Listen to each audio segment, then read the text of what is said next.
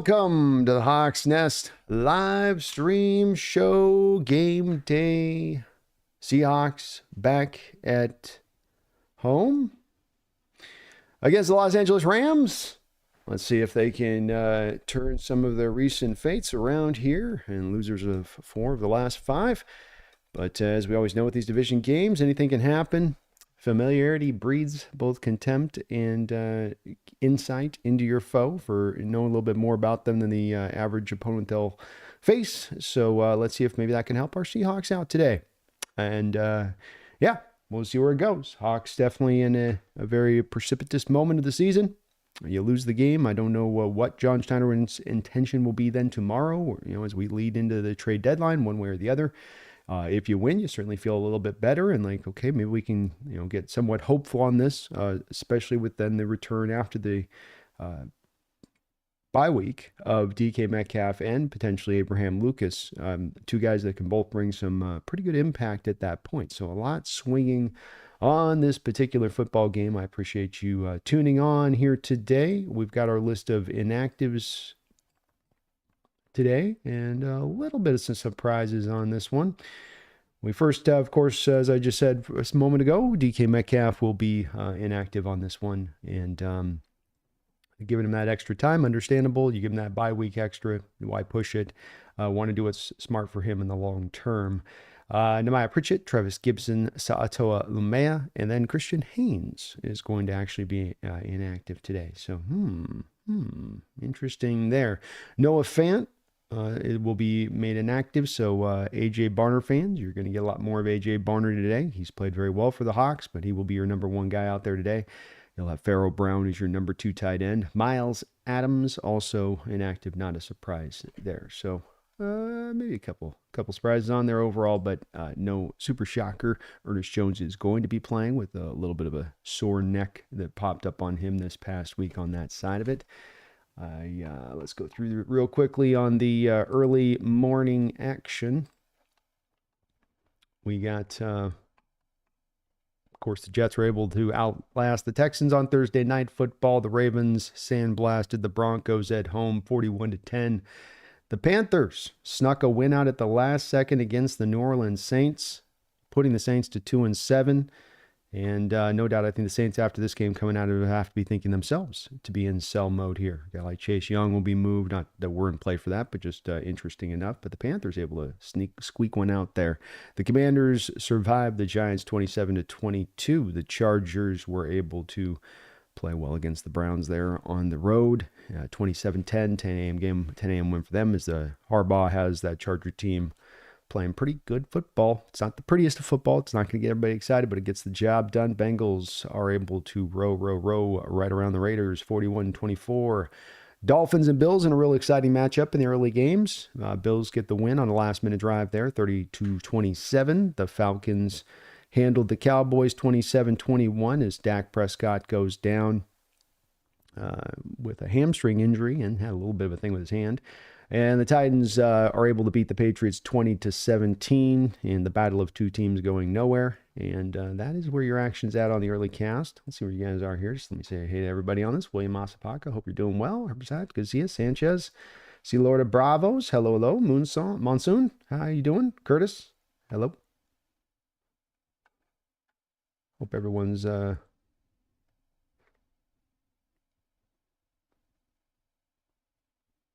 I got the helmet on the screen. Do I have the wrong? Yeah, I probably do, don't I? Oh my God. Well, let me change that. I've been all out of sorts here, this team right now, so I've totally spaced out that, didn't I? I do have the one on the screen. No! Thank you for letting me know that. Oh no. Might have to build this here. Oh wait, I know what I can do. Okay, kitty. I see ya. Thumbnails. There's always like a little 80 things to do. Okay, old thumbnails. Alright, let's just use...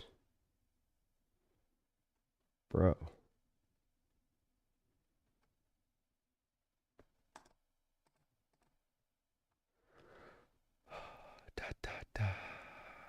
Sorry, guys. One sec. Thank you for letting me know on the thing.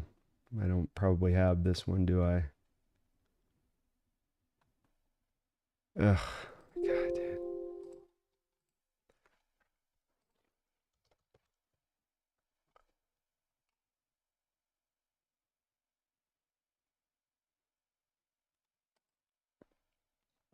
Just use an old one. We'll just use an old one.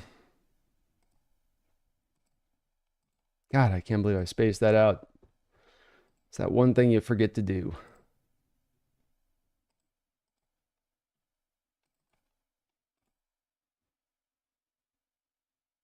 There we go. That looks better. Hopefully. You're awesome for letting me know that. That's my bad. We got Sanchez. Thank you for the $5 donation. He says 2 things. Imagine being a Dallas fan. If Carson Beck goes in the first round, that's proof this year's draft is trash. Yeah, Dallas is definitely looking at a position here where, you know, they've got nowhere to go fast, and it's not looking anytime, you know, they're not at the kind of, lights down there at the end of that tunnel. Instead, they're just like, I can't see the light. It's all darkness right now. And their fans, I think, felt it, if not universally. A huge contingent did, even after they signed that Dak Prescott contract extension. And they're in a tough bit of a pickle now because they're the definition of in between. Carson Beck, you know, I've been out on him for a while too there, Sanchez. I mean, he just doesn't have the arm to get it done, and now it's decision making and interceptions are starting to jump forward on him as a prospect. This is, and we got Geno with the ball here out at 30. I'll get to you in 1 second on this. Handoff inside to Walker. Walker will take it for a gain of about 3. Seahawks had the kick go off into the 30. Sorry, the thumbnail there threw me off a little bit, folks, so I had to get that corrected. I had the Bills thumbnail up, so...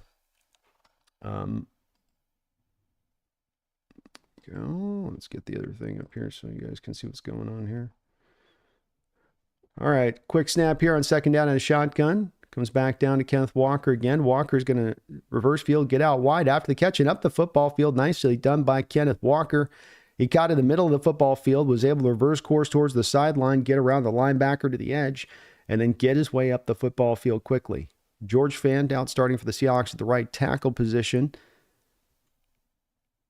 He held up well on that snap on Byron Young. And Seattle's quickly on the Rams side of the football field. Geno again in shotgun. 3rd straight touch here to Walker. A handoff inside. He's going to take it for about 3-4 yards there.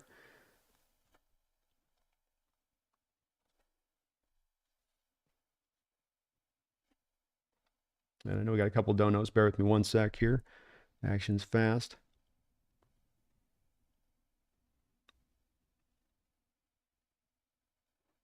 No, we'll be taking the 3-yard gain over the 1 or the -1 we've had at times here this year early on. It's where you definitely want to attack into this Rams defense. Pistol look here for Geno. 3 wide. Handoff again to Walker. Walker forward. They're getting him touches today. 4 straight touches to begin this football game. 6-yard carry up the middle there. And definitely feeling the commitment today. We are going to run the ball. Nice block by Barner there. A wham block inside to spring it. We got a quick handoff, quick snap. Looks like it might be a little short here with Walker. His 5th touch here straight, and he is going to be a little short. That's going to take us to 4th and 1, where Mike McDonald looks like he's going to go for it here.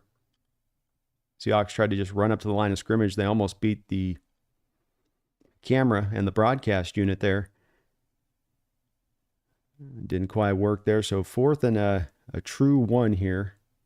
Again to Walker here on the edge. Walker dips his head down and does a good job of lowering his head and bashing through to get a first down. Boy, I like the move there to go to the edge on the run there, as opposed to what you just universally, traditionally would do this year and in recent years even, where you hammer that 3rd and 1 up the gut. You need the 1, take the straightest line, so to speak, to get to the first down. But they're taking advantage of maybe the Rams trying to hammer a bit of the inside there and take that away from Seattle and then get to the edge there on the run.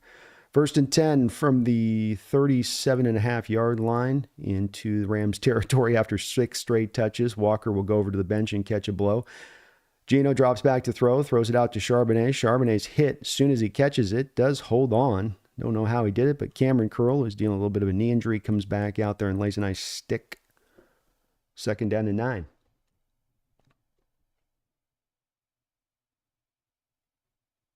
Rams being a blitz there with the linebacker and Geno trying to hit his hot. Understandable so. Linebacker was running free. 2nd down and 9. Go back to the run, Grub. Geno drops back to throw. He's going to be sacked. Just can't help ourselves, you know. It's like, well, Walker's tired, so we got to stop running. Just keep running, man. Make them stop you with it. Make them stop you with it. God, dude.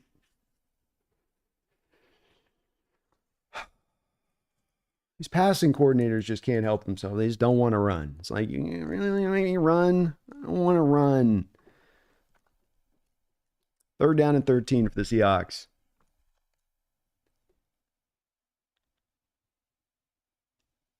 Geno lets it fly off to Nowheresville. That'll bring up 4th down. If Carson Beck goes in the first, I just don't think he's going to go there. Sanchez, I can't imagine he's going to have the arm strength, the mobility to be up there. I cannot imagine it will. And he hasn't played well enough this year. I mean, that's really the brass tacks of it. But definitely a little bit of an overrated prospect too, even coming into this year. And you could kind of feel it watching the tape where you've got to have some kind of trait. I know for a lot of different kinds of first rounders can go, but you got to have some kind of trait. So bring up a 4th down punt. I thank you for the $5 donation. And definitely being a Dallas fan would be worse. Having your owner as your general manager would be significantly worse. This punt will drop in at the 11. Hex Havoc, sorry for the delay in the acknowledgement, but thank you for the $5 donation. Says, hi, glad to be here. I'm a Rams fan to a Seahawks fan. Who on the Rams do you think will give you all a problem? Ooh.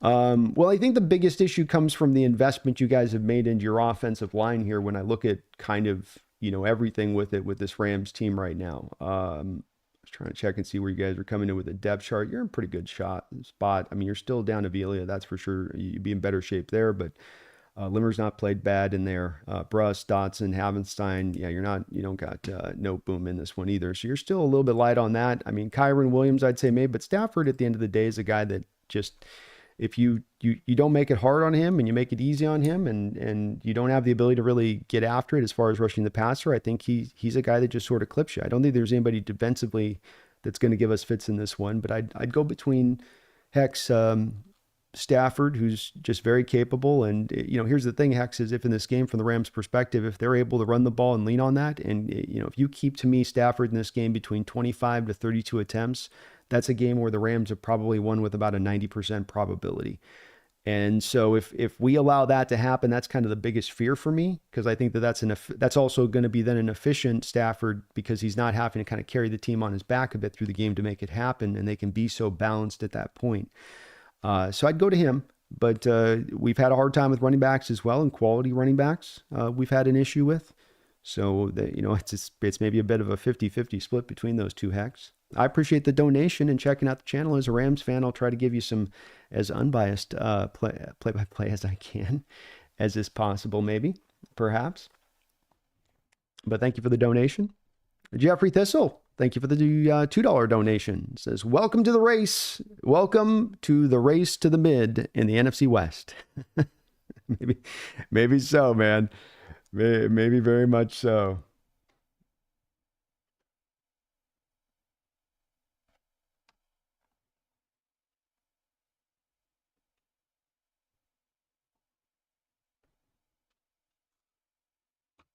God, I really wish on that grub on that last drive, with the 6 straight touches to Walker, make a statement, just keep come running. Gets right back into shotgun, right back into passing, and you don't have... I'll start complaining about it. Stay with the run here today, Grub. Stay with the run. Don't make them stop you on it. make them stop you. Don't you stop yourself.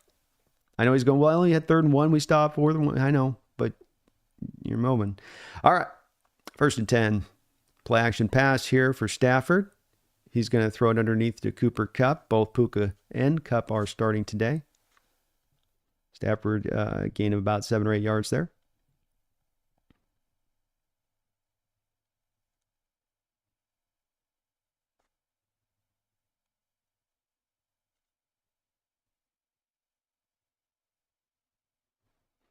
Quick throw here by Stafford on out route to Cooper Kupp on 2nd and 3. Stafford's a little wide with that throw.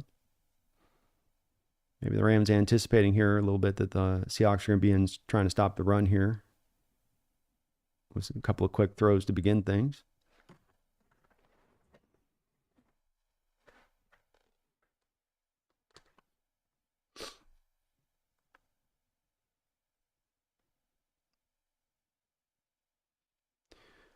Third down and 3. Shotgun look for Stafford, 3 wide. Kyron Williams just to his right. Cooper goes in motion prior to the snap. No pressure there on Stafford. He's got all day, and a drop out in the open field there by Robinson. Did Jones get a finger on that? He was kind of doing the wag thing, but they'll do that sometimes when guys just get a drop. Let's see here. No, they're not showing it. I can't tell. It looked like a drop. It was good coverage? God forbid they show replay. That was Ernest Jones in coverage if it was him. We got the punt off to D. Williams. Okay, caught it. Brings it up to the 40-yard line where Seattle will take over with pretty good field possession. Field goal possession.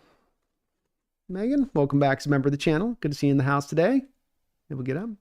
Hex, thank you for the 5. Another $5 donation. Appreciate the double donation, Hex. As a Rams fan, too. I know that's not easy. I know it's not easy. I came over from Payo Time channel since he wasn't live. I like checking out other teams' live streams to see their points of view. Well, I had a great time, as I always have here with Zach, and having a chance to talk Rams football with him and get his perspective on things and where they're at. Such a cool, chill dude. And winter Canadians, not chill, though. When are they not cool? But I appreciate that, Hex. Thank you, man. I will try to guide you through here on this, on the comings and goings here a little bit. Interesting to see your Rams start out with the 2 straight passes. I was a head coach for both these 2 teams, and be like, knock on the door during the week, like, hey, how's it going? Hey, coach. Hey, how's it going, OC? It's going good, coach. Just grinding on tape. Yeah, good. Just one thing this week. Yeah. Run the effing ball. Yeah, we always run the ball. We're balanced foot, coach. That's what we do. No. You're not hearing me. Run the ball. We're going to run. No. Run the ball.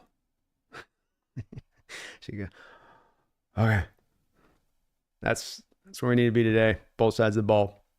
Because I'd be attacking that way. That's where the weakness is at. Richard Stewartson coming back as a member on the Hawks Nest.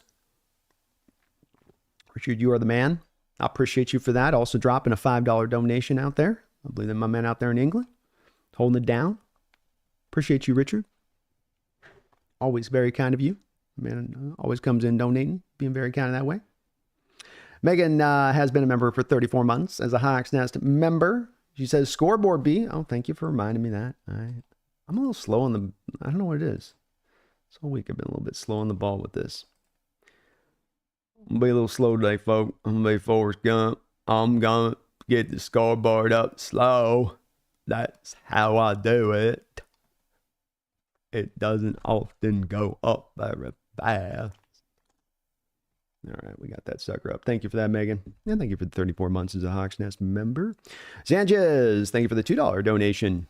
We've upgraded to pass, sack, punt. Well, it's a different thing, right? It's not the definition of insanity, at least at that point. At least it's not that. something new. Ooh, we got a snap whistling over the top of Geno Smith's head. Walker will go ahead and pick it up, and we'll lose about 20 yards on that play.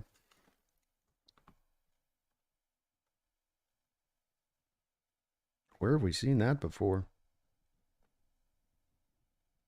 Oh, wait, that was just Geno not catching it. Had his eyes somewhere else. Boy, Geno's making me look good for one to have his back right now, huh? Ooh. Yeah.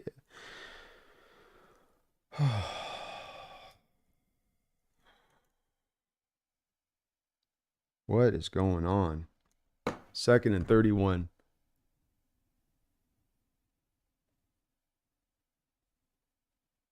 Geno, buddy.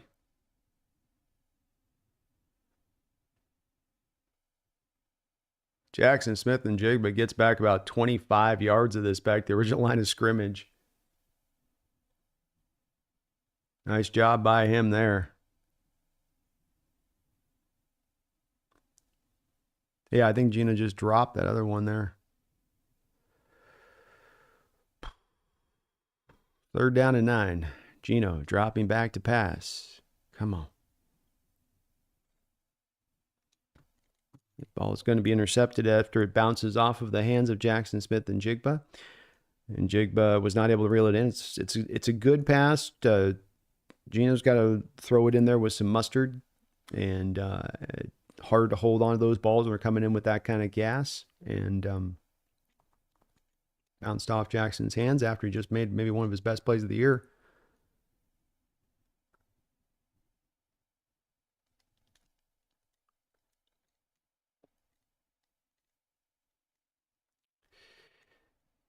Yeah.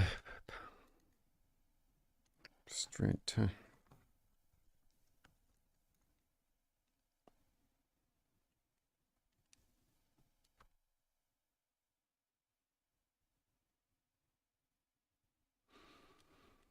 Give me just... Let me just kind of... I'm going to breathe for a second. Okay.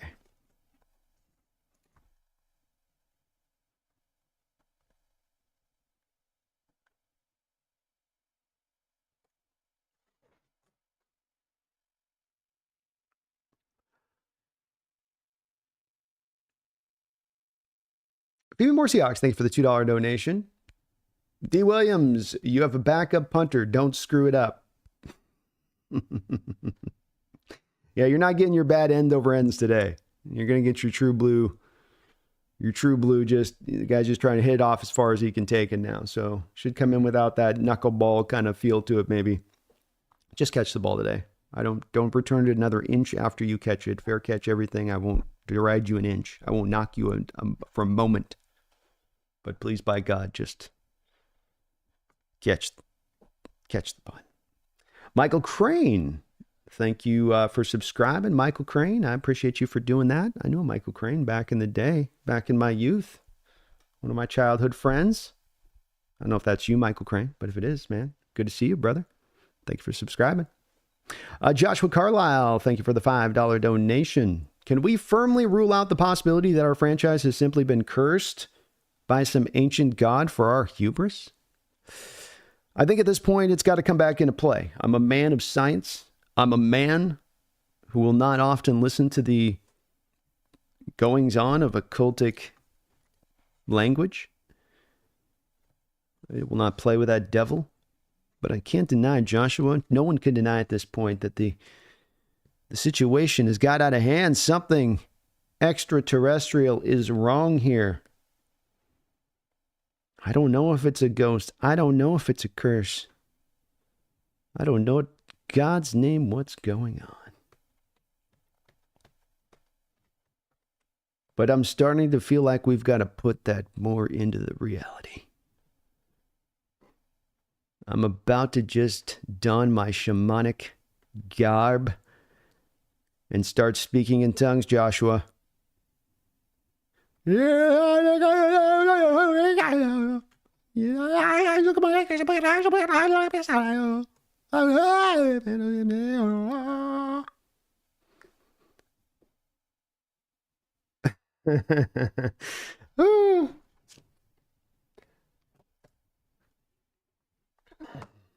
Second down 8 here for the Rams, just on the other side of the field here for the Seahawks. Cooper Kupp goes in motion. 3 wide, handoff inside to Kyren Williams. He's going to be pulled down. Nice tackle there by Devin Witherspoon. Devin, feisty. Letting him know. Letting him know.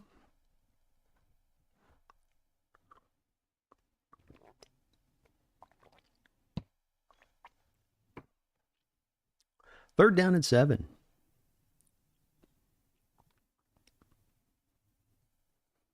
7:21 to go in the first quarter. Shotgun look here for Stafford. We got a little double A gap mug pressure, a little soft mug pressure there. They're not fully coming in. They're kind of showing. One comes, one doesn't. Ernest Jones coming. He gets stonewalled there.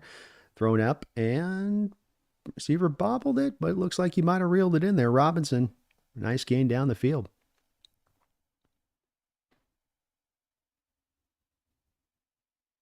A little bit of a bobble for a moment, but able to reel it in. Looked like he had control.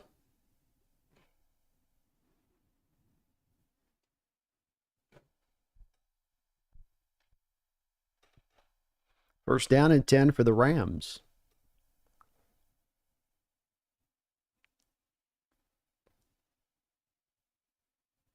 Ball on the 29-yard line. Handoff, nice bounce outside run here by Kyren Williams. He'll get up the field for a 12-yard gain. We do have a flag on the play. Sometimes that can be the danger of bouncing that ball out so far from the inside out like Kyren did there, is that your linemen end up having to pull to keep the players off of him there, and that will be a holding call. I'd guess it'd be right there to the play side probably. Yeah. Just what happens. You have Leonard Williams trying to get out versus the cut block, and you got the offensive player holding on there and long the tight end. That's pretty blatant. That's what will happen. It's one of the worries you have. You have a running back that does try to bounce off out of the given lane. First down and 20. 6:18 to go here in the first quarter. Rams on the 39-yard line. Puka goes in motion. Another inside give here. Good job. Swallowed up. Jaron Reed, nice job inside there. Both him and Leonard Williams getting it done there on that play. Just what you like to see. Only a yard gain.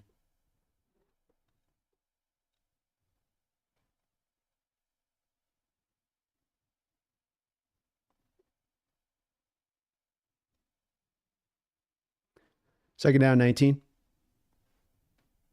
Stafford's looking deep. He wants to go over the top to Puka and kind of missiles it over the top of him a little bit there. Maybe a bit of miscommunication between him and Puka on the play.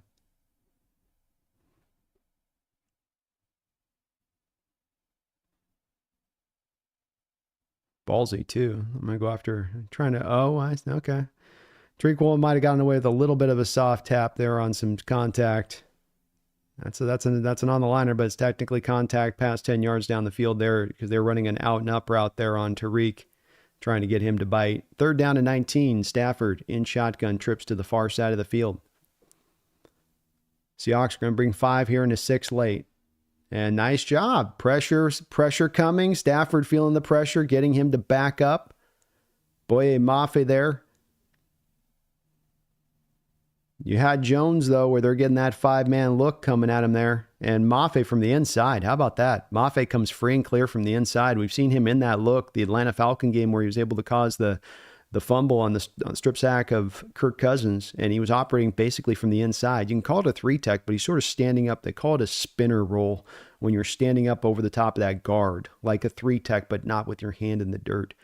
And he's kind of operating like a spinner there as you're bringing sort of a blitz creative look there from the other side of it. That's a McDonald's special there now. You know, this is a little bit of the flavor we wanted to see from him a bit at times, especially when you get him into the third and longs. But that's part of what he's also mentioned about why they've not been able to do it more is you got to earn the right to get into those situations, right? We haven't gotten into a lot of these third and longs lately. We've got teams that are winning on first and second down, not getting you the opportunity to go hunt on the downs you'd like to go do it. Duquan Quack, thank you for the $5 donation. I appreciate you for that. I get the process with that dropped INT, but Walker was underneath with green grass in front of him. I have to go back and look at the tape to see if he did miss something or where Walker might have been. I mean, it's hard to necessarily rip your quarterback at any point if you're throwing to the sticks on third down. And it's 3rd and 9, and you can try to maybe hit Walker underneath, but you're then, throwing it short of the sticks, and then people go, why are you throwing it short of the sticks? You got to get it to the first down marker. I'm also of the feeling, and I'm kind of old school in this, that if it hits my receiver in 2 hands, that he needs to catch the football. And that if it's a 2nd and 9 play and Walker's underneath, throw it to Walker. But if it's 3rd and 9 like that, I'd probably instruct my quarterback to throw to the sticks. But I mean, he might have been wide open with plenty of room in front of him. I'd have to go back and see the play on that with the Duquan. But that's where I have a hard time pivot. That's, to me, it's no, Jackson catches the ball.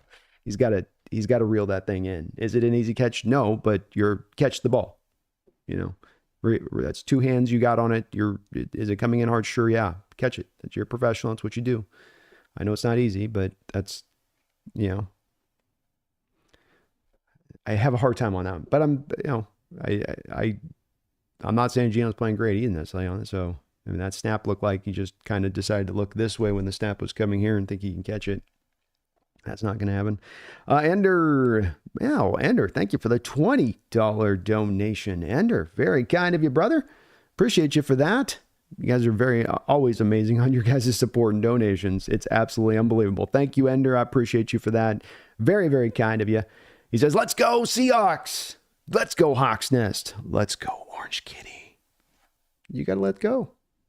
Yeah, you did. You did. You want to say hi to everybody?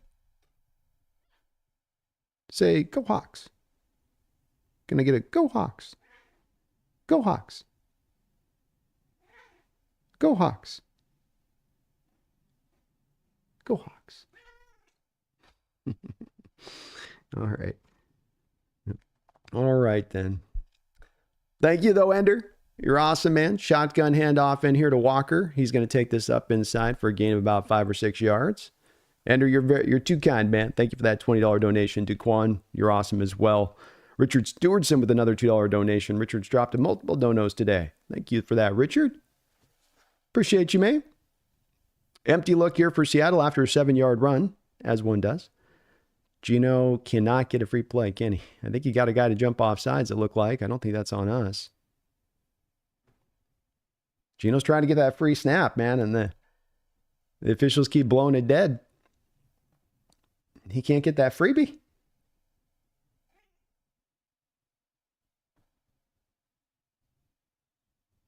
Got Jared Verse jumping. I like him using the hard count. I don't like him calling the play dead, though. I sure would like to have a free play there. I know he's in the neutral zone, but you know what I mean? All right, Seattle on the 24-yard line. 1st and 10. Geno and shotgun. Handoff inside here to Walker. Walker's going to try to bounce this outside. Nice tackle there. Great tackle in space. Geno was kind of trying to come up and lead out in front for him on that run a little bit. Williams came up, though, from the safety position there and getting the tackle there. Oh, they're corner. Sorry, Williams the corner. Darius Williams. You got him to jump again. They're giving him a free play this time. Geno looks like he's going to get sacked and strip fumbled. Please let this be on them.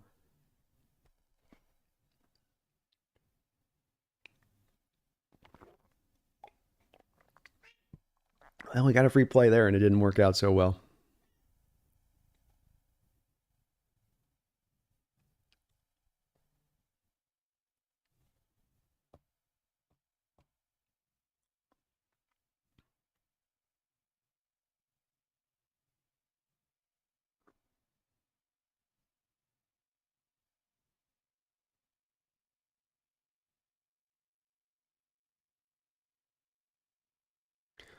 All right, 1st and 5. Good job by Geno getting this Rams team to jump. I think sensing he's done this more than he's done all year this year so far. Handoff inside, gain of 3. Those hard counts are nice. I like that with Geno. If he do more of that.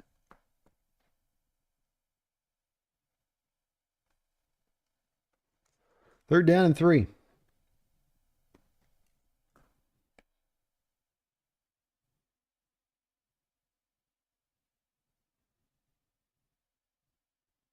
Seahawks on the 31-yard line, their own territory. Barner will go in motion here. Hand off to Charbonnet. And he will be stopped short. I'm all for running, but 3rd and 4. Jeffrey Thistle, thank you for the $5 donation.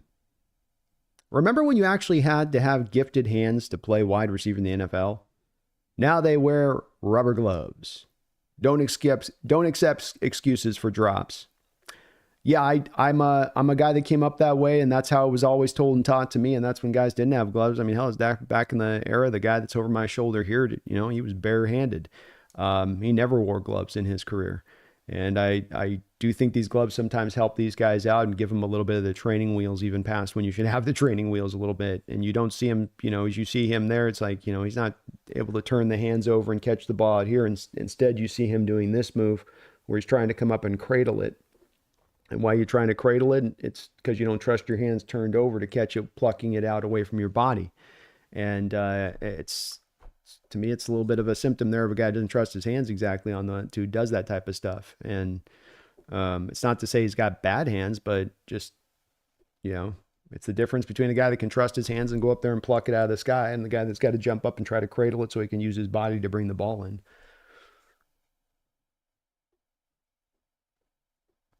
Yeah, I have a hard time on the drops. If it's one hand or you get crushed after you catch it, or you know what I mean. But if you're up and you're not getting hit and you're floating there in the air and the ball hits you right dead in your two hands, and I don't know, man. I don't know. I hear you. Did I wake up the lion? Thank you though, Jeffrey. Appreciate the $5 donation. I do remember. I remember guys like Chris Carter working on one-handed catches. Yeah, there's never been a guy come along like a Chris Carter ever since then that's ever mastered one-handed catches. Hands catching, and I think you're onto something. I think some of the art of being able to catch the ball out away from your hands is kind of a lost one, and maybe you're also right with the fact that some of the gloves and the ability to lean on that stuff is kind of at the center point of that. Diamond catching, that's right. Diamond hands. We're missing some diamond hands. You've heard of jazz hands, man? That's that Madden reference, right? It's got the diamond catching. God's Gang, thank you for the $2 donation. Why are we scared to throw it on 3rd and short? I don't know. That's the whole thing with me. You're touching on exactly what I was trying to not complain too much about, but you mentioned it, so I'm going to mention it too. which is like you run early downs, or you get into the you a little bit more conservative than you'd maybe like to be in passing versus run, but you run those early downs to get you into yourself more into the 3rd and 4s and 5s, which have escaped you because you found yourself more often than not so far behind the sticks by the time you get to 3rd down that it's made your offense less effective. So you get to that 3rd and 4, 3rd and 5, and you would think you're doing so then to go to the passing attack. You've got guys in Lockett and JSN that should be able to be automatic converters for you on 3rd and 5. Yet you're going to a Charbonnet run?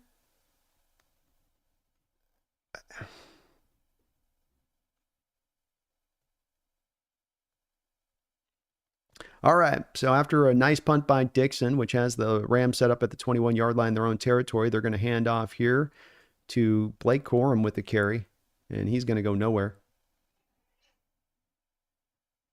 Tell you what, there's a keynote difference when you watch Blake Corum to Kyron Williams and the level of explosiveness and vision and what they do.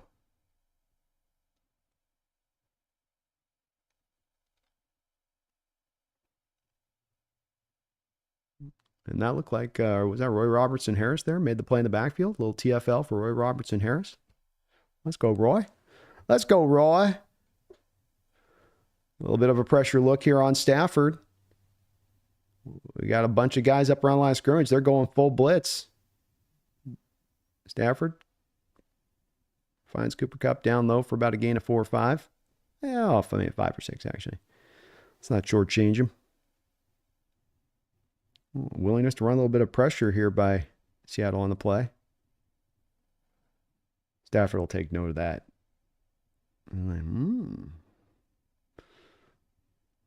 Third down and 5. 1:40 to go in the first quarter. 12's on their feet getting loud.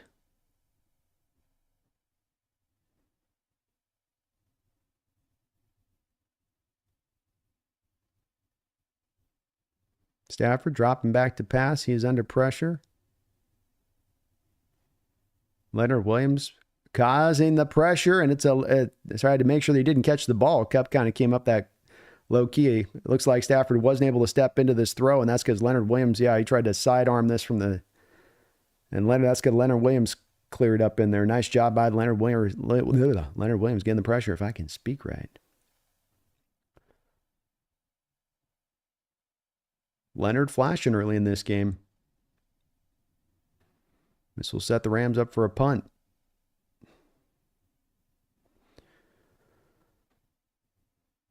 D. Williams will catch it out of bounds there at the 39-yard line. Again, Seahawks are going to have good field position to work with on this drive, as they kind of have. So I'm with you on the God's King on that third and short, man. I think in those kind of situations, you got to go more to go to the throw now. If you're gouging them in the run game, that's one thing, but we're not gouging in the run game. We're being all right in that area, but you're not gouging. So, 11 passes for 5 runs for Seattle on these first 2 drives. Geno back in shotgun. Again, to hand off here to Walker. Walker spun around in the hole there, and he's able to backwards his way into a 2-yard gain.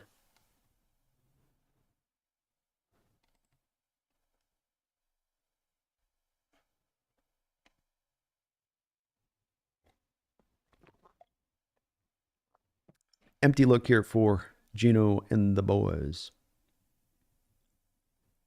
He's going to change the play at the line of scrimmage, bring Walker back into the backfield. Rams lurking. Geno comes back underneath here to White, recently activated here in this game for Seattle. Guy did good for them in the preseason. They brought up for today's game. He has the ball, looks like drop. So bring up 3rd and 8. Don't get a replay. They're going to go no huddle at Seattle here. Another blitz look here from the Rams.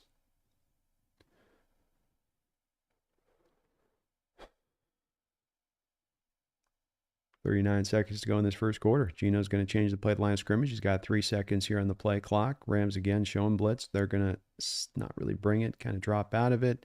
Geno's going to throw this to Nowheresville. And we'll get a 4th down and 8. Doesn't look like anybody was open.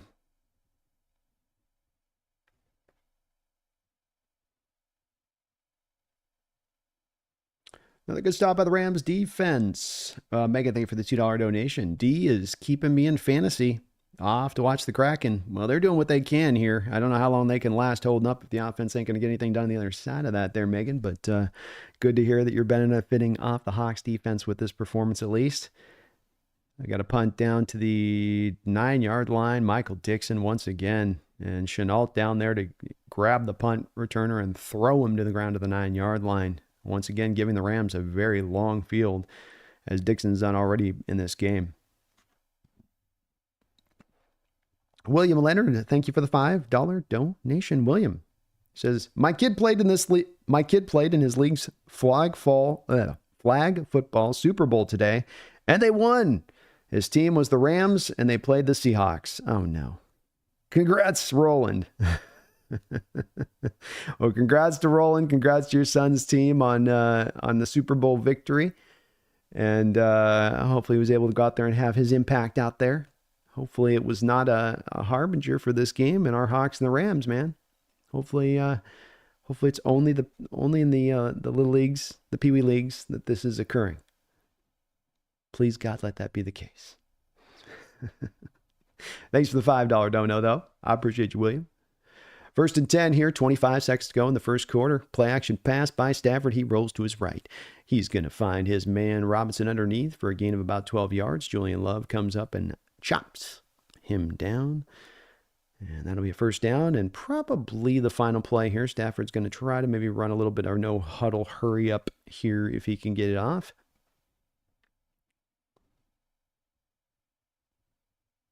And no, that will be the end. So, congrats again there, William. Appreciate you in that. Jesse, no religion, no. Thank you for subscribing, Jesse. You're awesome for doing that. Emmy Mack, thank you for subscribing to the channel as well. I really appreciate you all doing that. If you haven't already, please do hit that like button for me. Maybe subscribe on up to the channel if you get a chance, as it does help this channel grow tremendously. It helps me get to the goal here. We're trying to get to 20,000 subscribers this year before February. If we can get there, that's kind of the goal. So we're on the road. We're pumping along well, but you can help us get a little closer today by subbing on up, and I'd really appreciate it. I'm going to be right back, folks, in just 2 seconds here. And give me a sec.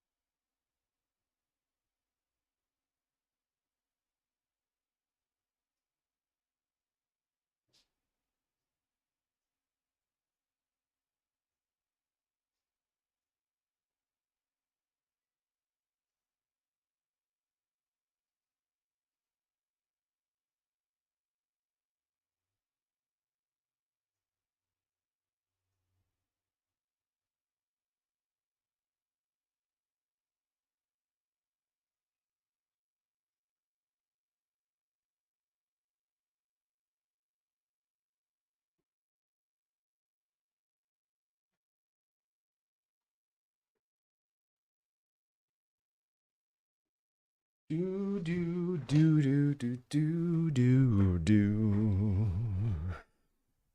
Fearful. Appreciate you for answering that call as well and subbing on up. Thank you for that. You're awesome for doing that. I really appreciate it. And thank you again to all the folks dropping all the support the channel here today. You guys are amazing on that. Absolutely amazing. Win, lose, or shine, or draw, or whatever. You guys are always there in effect here, and I appreciate you there here on the Nest. I do. So first quarter action there. Stafford 4 of 9, 43 yards that first quarter. Geno 3 of 7 for 41 yards. Kyron Williams 3 carries, 4 yards. Blake Corum 1 carry, no yards. So Hawks defense doing pretty good, rolling with the run here early on so far. We've got Walker with 9 carries and 25 yards in that first quarter. So tough sledding to be had there. Tough sledding to be had.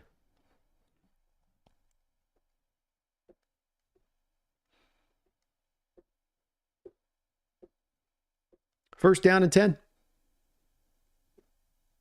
Stafford dropping back to throw. He's got a wide open Cooper Kupp. Toe, tag, drag, swag.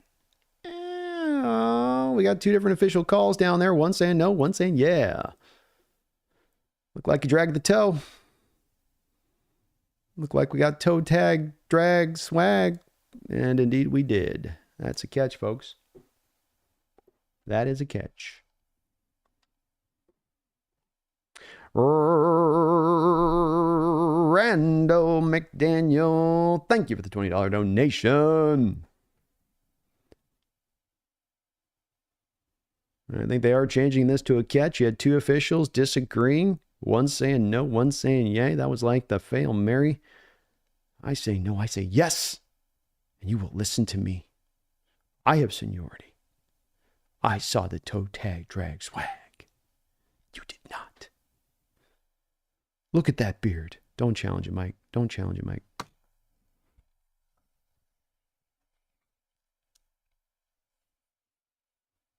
Mike McDonald's going to challenge this play.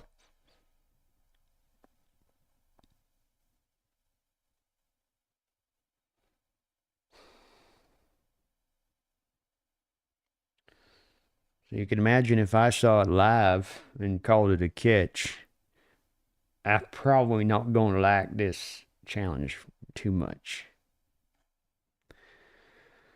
Well, that's something. Randall, thank you for the $20 donation. I do appreciate you for that, man. One of my OGs in the house here tonight, Randall. It says, Hawks Nest, D showed up. Crowd showed up. Need to stay committed to the run. Seems like we should have put Geno moving out on a rollout. I think we can hit on a screen. Go Hawks. Well, thank you, Randall, for the $20 donation, and no doubt about it through that first quarter, and the seven punts and interception, I think, in that first quarter. Defense has held up their end to start this off. They have shown up, and they're playing well. We aren't seeing any real blows in the coverages. I haven't seen any real bad tackling here. Guys are making the play.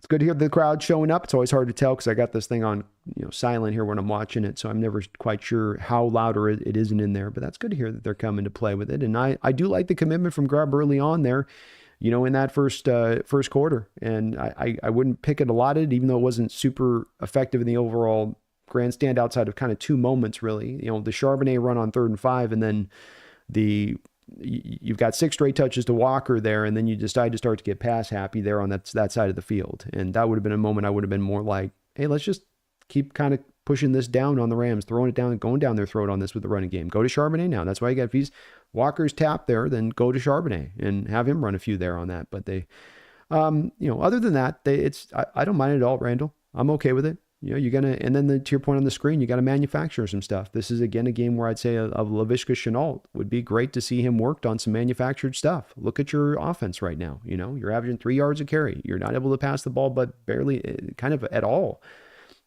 Bring in the gadget guy who can manufacture some things for you. The guy that you gave $1 million guaranteed contract this offseason, who's not a punt returner. Let that guy do some of that stuff. I mean, just have it at least fail. I mean, just show me that it doesn't work at least. Because I think it'll work if you do it. But that'd be my approach too, Randall. I'd be probably similar. Wouldn't mind seeing some rollouts. Wouldn't mind to see Geno a little more under center, a little less of the shotgun stuff 24/7. I know it's a bit of the context of the offense inherently, but you don't have the skill position players on the outside to get that done. So I'm not sure the reasoning. The call was confirmed. The challenge was not good. Seahawks will lose a timeout for nothing. 1st and 10. Rams on the 46-yard line in their own territory. Handoff inside.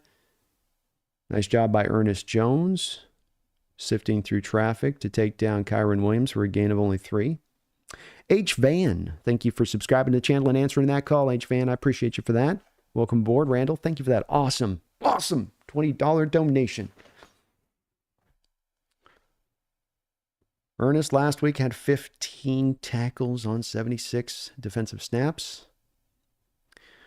14-17 to go here in the second quarter, 2nd and 7. Stafford back in shotgun.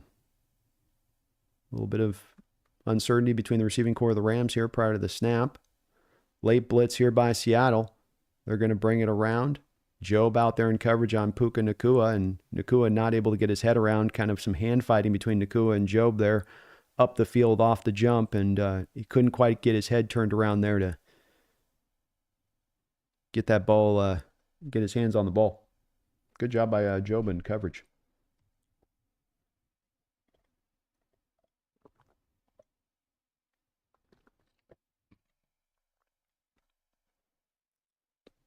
Third down and 7. McDonald dialing up some creative fronts here, and he's doing so again. 5-man pressure look here. Brings Draymond Jones. Draymond free on the play. And that will go incomplete. Stafford looking for a penalty flag. He's not going to get it. This is the benefit you can get of running those pressure fronts here. Those pressure looks, you get the free rusher. And in this play, that's what happens with Draymond Jones. He comes unblocked off the edge. Stafford, I think, wanted a holding flag, as the officials are kind of letting him play in the secondary today with a little bit of contact there on the receiver. But part of what sets that up is the free rusher, and when you're in 3rd and 7, the quarterback can't just go to a hot route. He's got to let the play develop down the field to get it to the sticks. And so if you can get to the quarterback before the said player can get it to the sticks, almost catastrophe there. Good job by D. Williams there of not doing his panic grab reach thing there.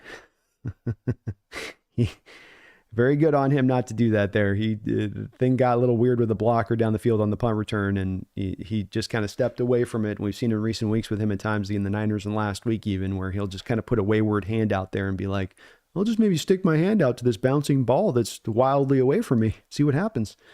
So good job there, D. Good job. My guy's learning. He's learning. It's coming along.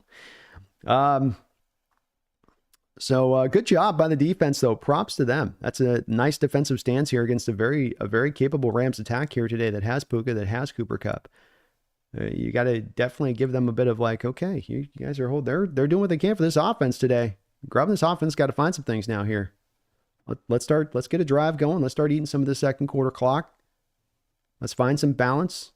Let's go into our bag, run some of that creative stuff off the third drive we saw last week. One guy going this way, play action that way.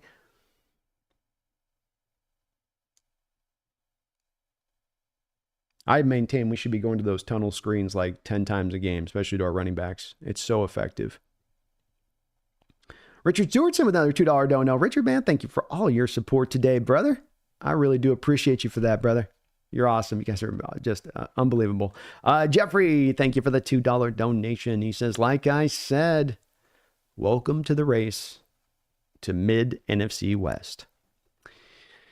Very well could be that place. You know, we knew this year as it started out, the first 3 or 4 games you go, boy, it may not be as quite strong as we've seen in recent years here with this division. And, you know, we may be kind of seeing that a bit here at Play Jeffrey in the grand scheme of things as to whether who does or, you know, win the division or not, that there is a little bit of a, you know, not quite as strong as it's been in that recent year territory in the overall, you know, stretch of things. I think it's a valid point based on what we've seen this year so far. Shoot. We may be on pace for one of those years like that Saints year where 7-9 wins the division. But that division winning Seahawks 7-9 team did beat the Saints at home then. Because you do get that home playoff game then. You do get that at least. Jordan, thank you for the $2 donation, Jordan. Rams crying for a flag every third down. Boo hoo, boo hoo. Boo effing who.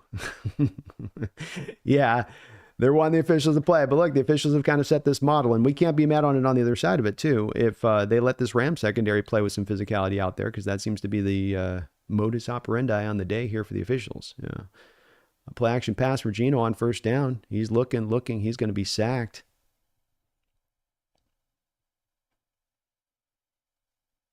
Jared Verse with another sack there. Rookie continues to have his monster start to his career.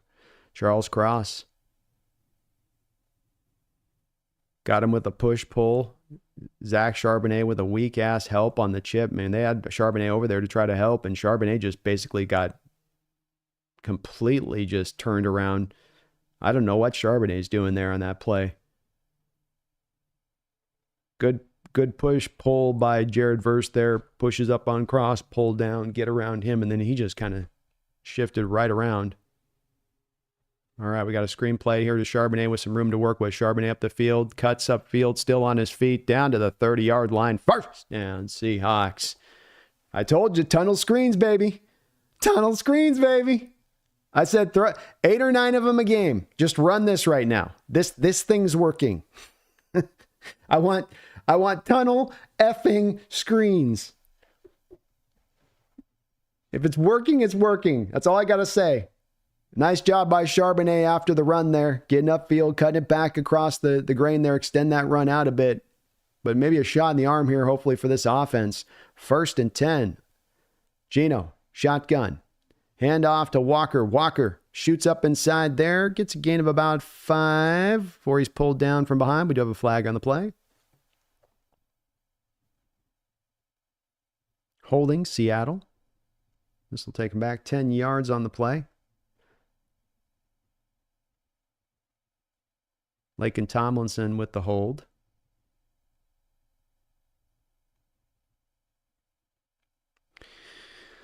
Two steps forward, 2 steps back, 2 steps forward, 2 steps back.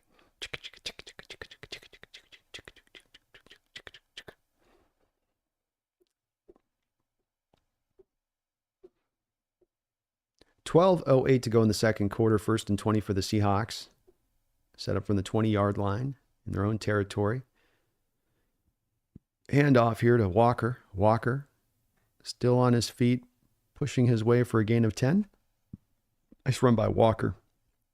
Good finish on the run by Walker there. That looked like it might be only about a 7-yard run, and he kind of extended that out for an extra 3.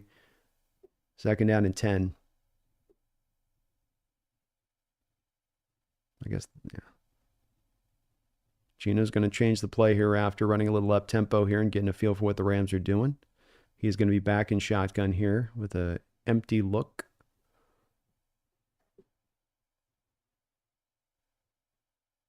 Rams going to bring a blitz off empty. Gino's going to counter this. He's sensing the blitz. A little bit of a chess match here between the defense and offense here prior to the snap. Gino.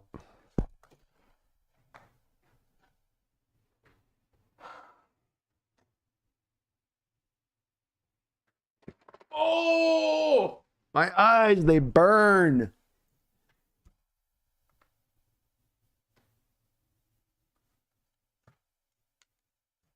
Snap goes flying over Gino's head.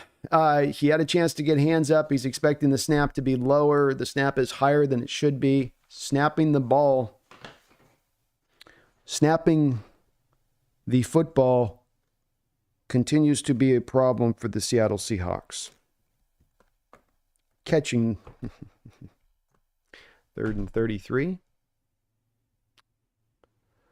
On 3rd and 33, Gino's expecting Charbonnet to take the give on a delayed draw. Charbonnet does not know that that's the call. Gino looks to hand the ball off to Charbonnet. Charbonnet looks at him absent-mindedly with contemplation in his heart, wonderment. And Gino and him lock eyes just post-snap. Almost like the locking of eyes of lovers, almost. It's like that same kind of intensity of spirit in the moment. He's looking to him and he says, "You're here to hand the ball off." And Charbonnet says, I'm just surprised we snapped it right. And that's what he's doing. He's like, "I'm just shocked you got the snap, man. I'm in awe of that." And then Gino's like, "Well, I guess I got to run it." And Charbonnet's like, "Well, I guess you do." And yeah, they had enough time for that full conversation to go down in that moment. In that moment.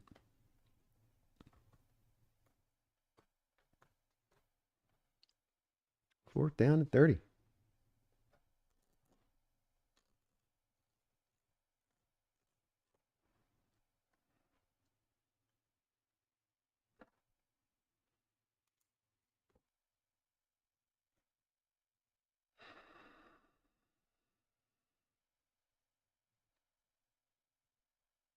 This punt's going to sail back by Dixon. Another fantastic punt by him at the 38-yard line, flipping the field all day here a bit as he, and he's done another fantastic job today in doing that respect.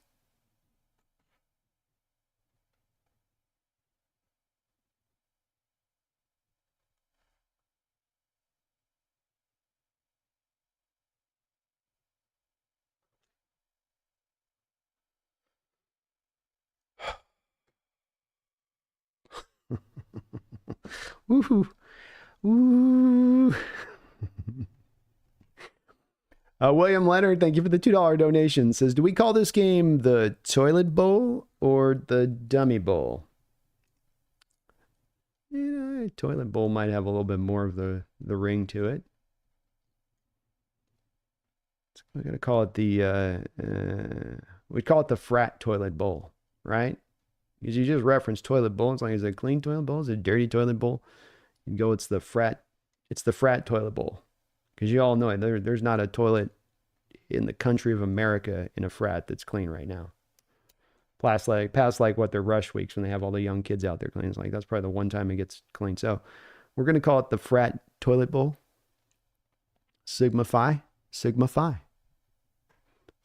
Delta, mofos.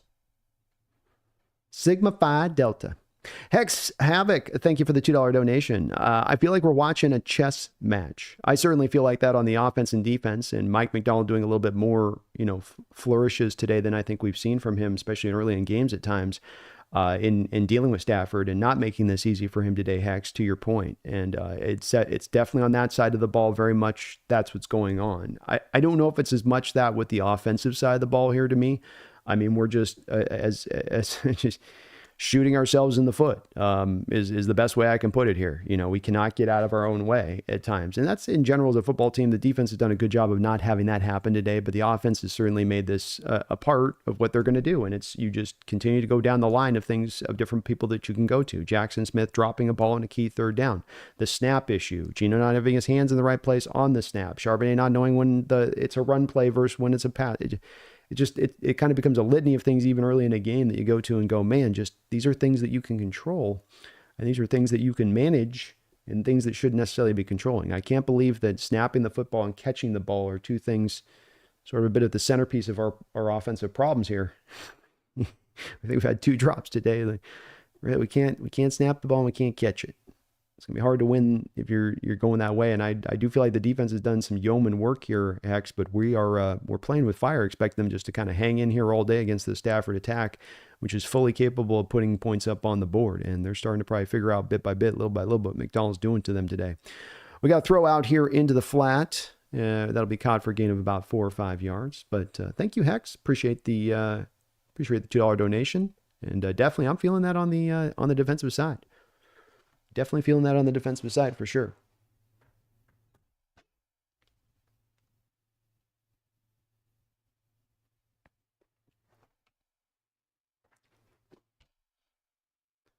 $8:55 to go in the second quarter. Rams coming out with a 2 tight end look here. Play action pass, looking to flip it right out over to Puka. Puka gets it, and he's upfield for first down. Nice creative design there by the Rams. That was going to Puka all the way out into the flat there, sensing maybe Seattle a little bit slow on the rotations to the motion receiver to the flat. Probably where that call is coming from.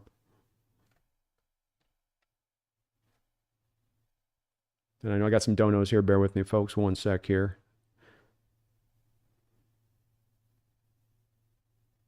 It's a great time for a turnover from the defense. I feel greedy for asking it for how good they are playing, but 1st and 10, just onto the Seahawks side of the football around the midfield mark. Pistol look here for Stafford.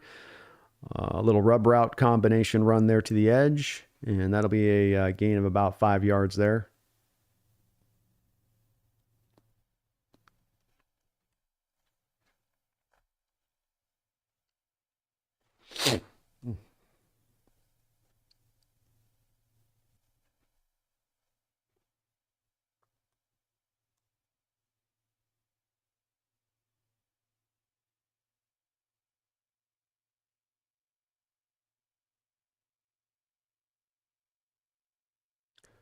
Second and 5. Kyron Williams with his best run of the day. He'll get this for 10. We do have a flag on the play. Seahawks looked like they were in good position early in that play. It didn't look like it was going to go for 10 yards, so probably the reason why in the hold.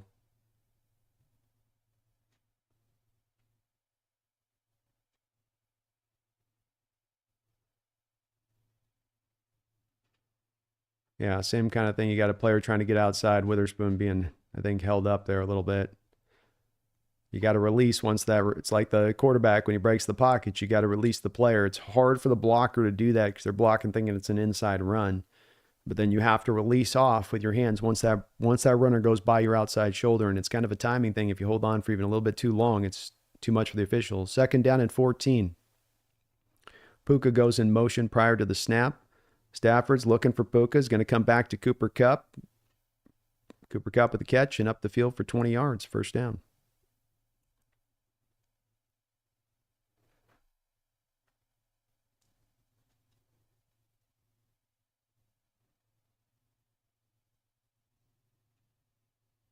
Kind of attacking Ernest Jones there. You're forcing Witherspoon off a Kupp to go pick up Puka on the motion. That's where the pre-snap motion can really cause some issues there. First down and 10, 6:30 to go. Rams threatening at the Seahawks 33-yard line. Handoff inside Williams. Williams with a big gaping hole there. He'll lay it down for about an 8-yard gain. Jeffrey Thistle, thank you for the $5 donation. He says, it'll be fine. All we have to do is learn how to snap the football, catch the football, run the football, pass block, run block, and, clock management. Is that all? Is that it? It's like, basically a half a day worth of work. We should have that done, third quarter, we got that figured out. That's my estimation of a timeline there. Second down and 2. Hand off again inside here to Williams. Good job by the defense. Hey, Byron Murphy showing up on that play. Got that penetration, got him around by the ankles and brought him down the backfield there. Nice job. Nicely done. Yeah, we got a lot to clean up, Jeffrey.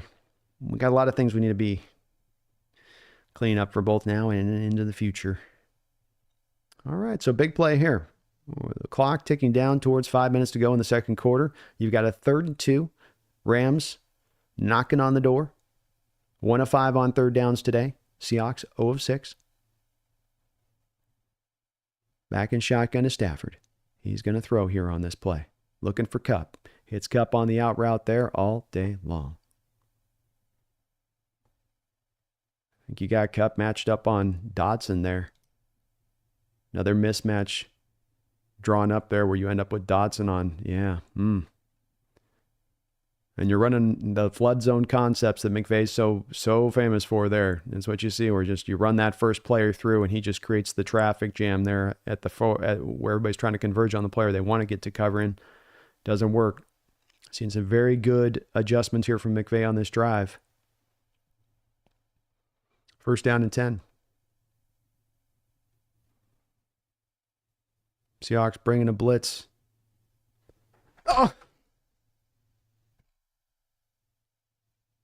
Oh, they brought a blitz. They got Stafford to...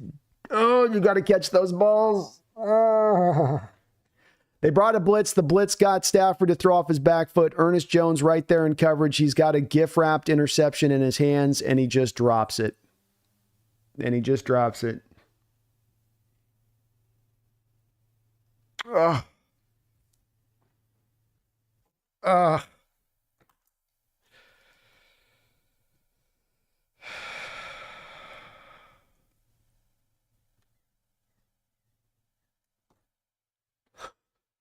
Second and 10.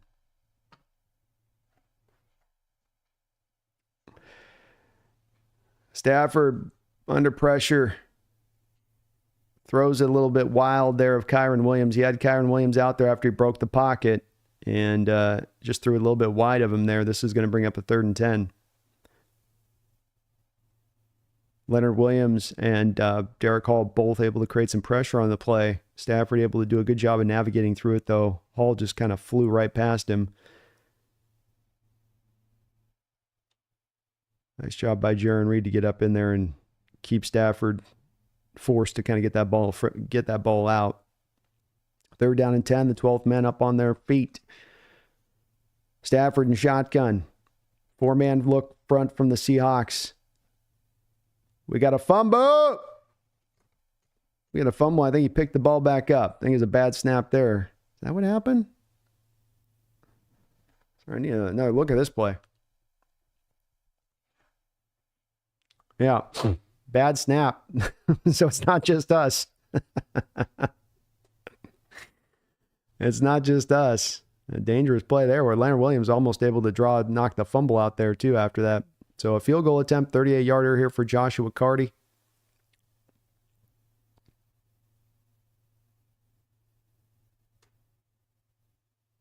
That kick will be up and good. There we go. Mike Skinner, thank you for the $2 donation. I appreciate you. He says they want fans to show up for this.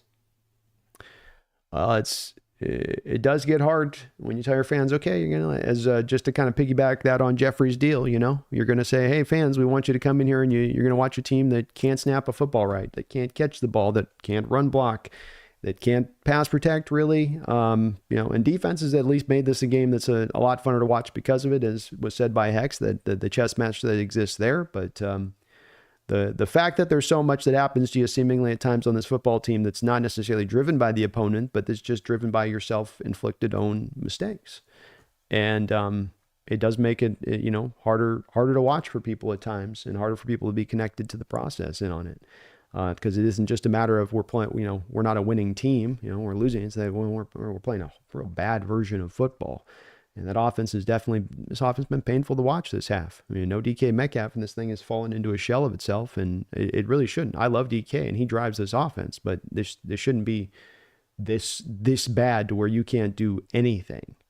And that's where we find ourselves, unfortunately. But it's a good point, Mike. It's a good point. Joshua, thank you for the $5 donation, the double dip donation, brother. Says, curse theory looking stronger by the minute. Stay strong, Brando. Well, there's a sense of peace that you get, Joshua, when you accept that there's a curse at play. It's much like the Boston fans with the Great Bambino Curse of 1922, where you just sort of stand back and you say, I can't fight the elements. I can't fight Mother Nature. I can't fight all these demons. You're just left to stand back and say, my God. Thank you, Joshua. I appreciate you, man. See, I'm spilling my coffee. It's a catastrophe here. Just a catastrophe.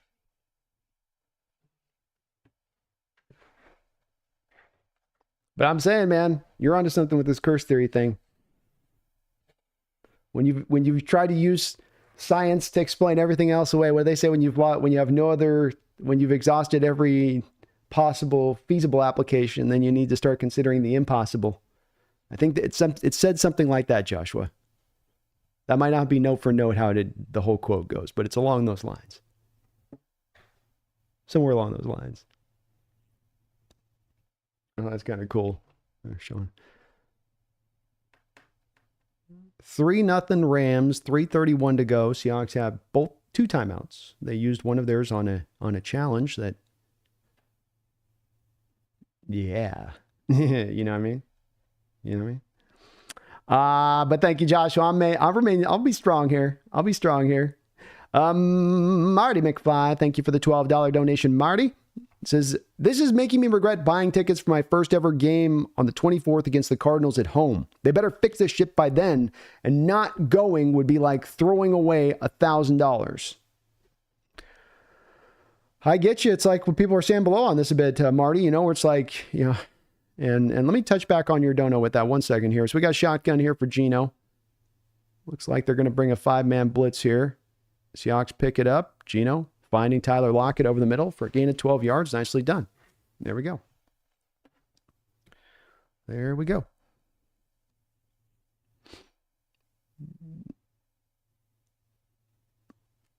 First down and 10. Ball in the 42. Another, again, showing a little bit of the pressure here are the Rams. They're kind of coming with these fire zone blitzes, these 5-man blitzes. Testing the protection schemes out of the Seahawk team. Gino dropping back to throw. Comes back to Barner. Barner, nice catch. Falls forward there for a couple extra yards. Clock continues to roll. 2:47 to go in the second quarter. Second down and 4. Gino running that hurry up. Seahawks have 3 wide in the game. Bobo, Lockett, JSN. Gino dropping back to throw. Finds Barner again inside. Yeah, keep working the rook. First down, Seahawks. Keep working the rook.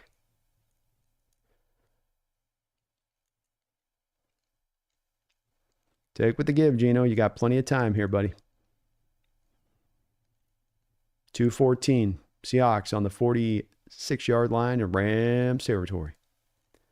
Rams showing a lot of men up around the line of scrimmage again here. Gino dropping back to pass. Gino double clutches. Gino throws it back over to the tight end, a little bit away from him. Barner can't reel it in. He does tap his chest. I should have had that one. Sorry, Gino. That's on me.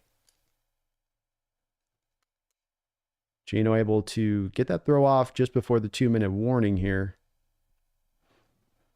I got to be if I'm McDonald, I'm in Grubb's ear here saying, all right, Grubby, 2nd and 10, I'm giving you 3 downs here. We're going to go, unless this is where we've got a clear field goal that's right there, we can go and try to get here. We're going to try to control this clock all the way through. Back inside to Walker. Love going with a run there. 9-yard gain down the field with Walker. They've been faking play action where Grubby, I think, is trying to get a feel for if the Rams are really buying him on play action with this down to the wire down to the end of the half, or if they're just playing it all in the pass. So we had a couple of those plays prior to that snap where you were feeling him do a little bit of that. And then it finally comes back to the run there, and you got a nice 8-9 yard gain there. But I might, if I'm Grubb here with 2-minute warning, considering this with Grubb, saying you've got 2 downs on this one to get the first. So think long and hard about what you want to do here. I want to control this clock. I want to use up the rest of the clock here through this half. I want to go get that touchdown. Let's steal that possession away. You go with the field goal here. You're giving Stafford and company all that time on the clock there. I don't like the thought of doing that. Marty, I get where you're coming from on it. And there's a lot of talk this last week as we had this sort of moment where finally in this discussion, which I've been talking about for a couple of years, we've been talking about for a couple of years on the channel, about the loss of the 12th man at home, about the loss of the home field advantage and how it's drained away slow but surely here over about the last 6-7 years, and the reasons for that, the price on things, and I think that we've had a lot of great thoughts out there in the Hawk community about what's causing this. But also, at the heart of it here, and can't be denied, is that you have a team that's 29-30 over these last games, which isn't bad. It's not that they've been purely bad, but that they're also giving you a bit of a product on the field that doesn't always fit, I think, to sometimes the wins and losses by what we've seen in recent years. That, as I say, it's a bit of a bad version of football at the time, bad brand of football. You have a non-functioning team, say nothing of being really competitive in these games. And that does make it hard to watch. But let's see what the team does. Let's see where they do go with it. All that being said, with this half, you're within 3 points here at halftime. No matter, you should be, hopefully, or may even be able to steal away a score. And you've come out the end of the game with a win here, and you go into the bye, and you get back DK, and you get back Abraham Lucas. We would think, say nothing of potentially John being emboldened to maybe make a little bit of a move. I'm not saying I want to see that here. I'm just saying if he might, but we got to see where it kind of plays out and goes. But I can get some of the reticence there, Marty, and I hope that they give you a reason to go to the game and check it out. I do, because it is a great experience, and I want to see these fans have that reason to root this team on, and give them that feeling in that stadium again, because it's so special there. It really is. Thank you though, Marty, for the $12 donation, man, and all of your support to the channel. I know you dropped a bunch of gifted subs about a week ago there on the channel too, so thank you for that. 3rd down and 1.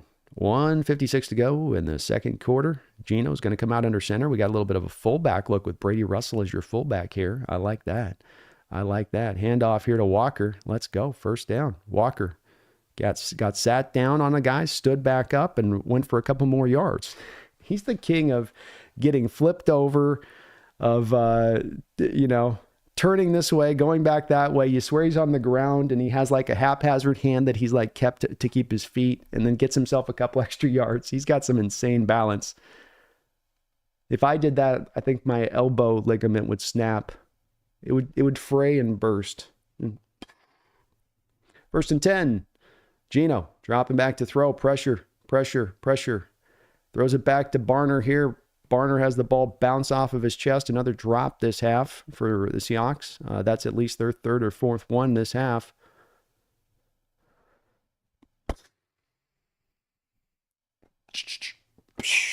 Right off his chest, man. Right off of his chest. 2nd down and 10.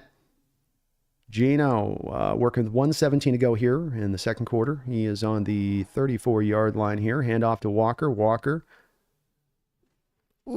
Couldn't quite shake Witherspoon in the open field. Good tackle by Kelia Witherspoon. Looked like maybe Walker, if he could just break that one tackle, would have some room to work with there on the play. But Witherspoon rallying up and able to make the stop. 3rd down and 8. Seahawks on the 31-yard line here now. They got the Rams to jump off sides. Gino, free play to Tyler Lockett up top. Tyler Lockett, touchdown! Seahawks if the penalty is against the Rams.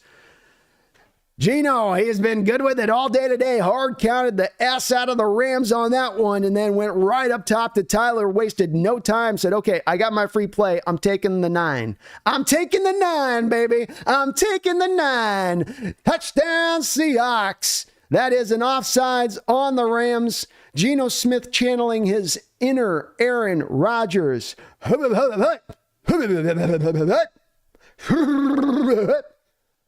Offsides, Tyler goes deep, takes the top off the defense there, catching him unaware. That's the 3rd time in this game. third time in this game, Geno has gotten the Rams defense to jump off sides. That's when I talk about the good in Geno getting, boy, no good extra point. No good extra point. When you talk about the good with Geno, it's the good with sometimes the neck up stuff for the most part. There's been some static moments here the past couple of weeks that haven't been as good on this, but that's the part you go to with him that you say he does do good on. We haven't seen him use much the hard count this year. And again, the Rams got through there. I think Myers was trying to kick it past the guy that got penetration quickly as the kicking game. That I think that's as much less about the miss on Myers and as much the penetration there that's being allowed on that play by the blocking unit. So that remains a bit of an issue here for your Hawks there on that extra point. But aware maybe that this Rams team is one that tries to get that extra jump, that extra step, that they're trying to lock in on the quarterback's cadence. And it's been a place that I think sometimes Geno's gotten, teams have taken advantage of Geno on that, where he'll just get into the habit of getting to that hike point and they can kind of get on that rhythm of it. And when you do that, you give those defenders that extra jump.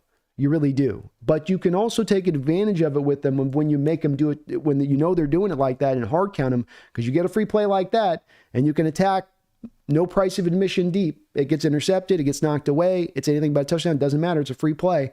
Take that shot deep. Smart by Geno on a couple of accounts there, both getting the false start, but then go take your shot. Go take the shot deep then. Tight coverage, open or not, it's a freebie play at that point. Coverage unit does well here for the Seahawks, taken up to about the 24-25 yard line there, where Stafford will take over here with about 50 seconds to go. He does have 3 timeouts.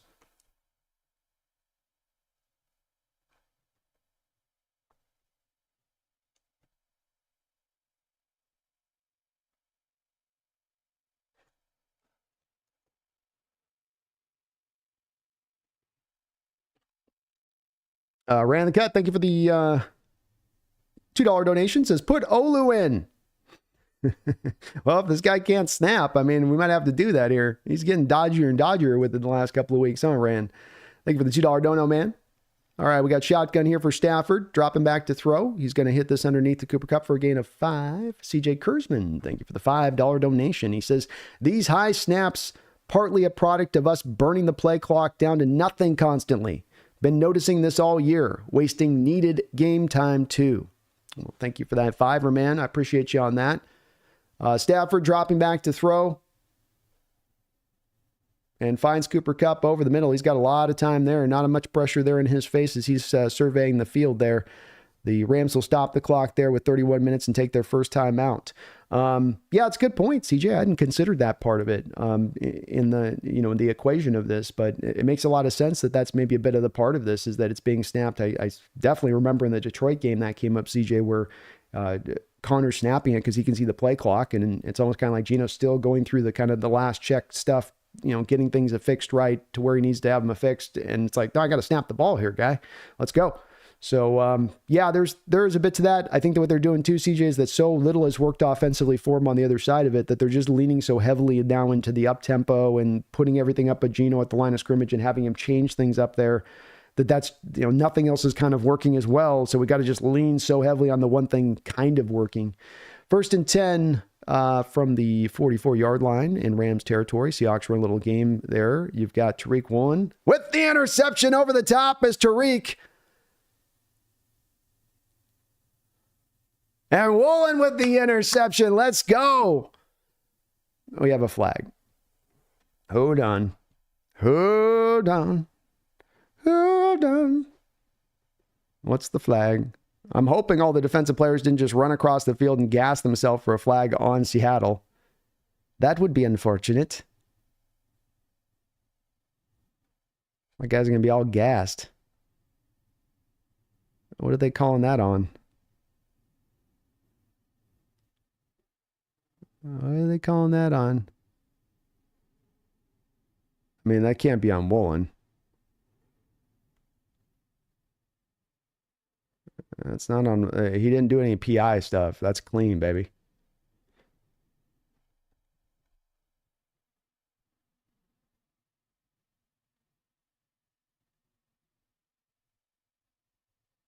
Why is it taking this long on the flag to figure it? No flag. Okay, thank you. I hate when the flag's I hate when that flag sign's on the screen for 5 minutes and you're going, why does it take this much discussion? What are we discussing here? Let's go, Woolen. High points the ball up. Makes the grab. Makes it happen. Was he tied? He wasn't even touched either. Should have let him play it. They should have let him keep running. I don't know that Puka actually touched him.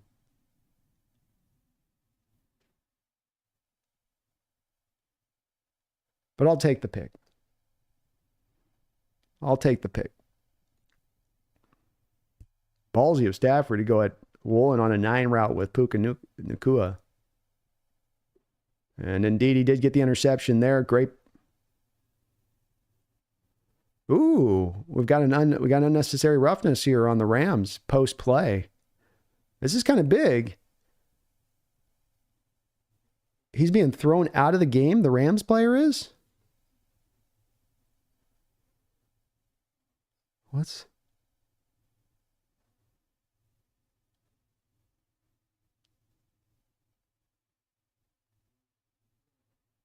Oh.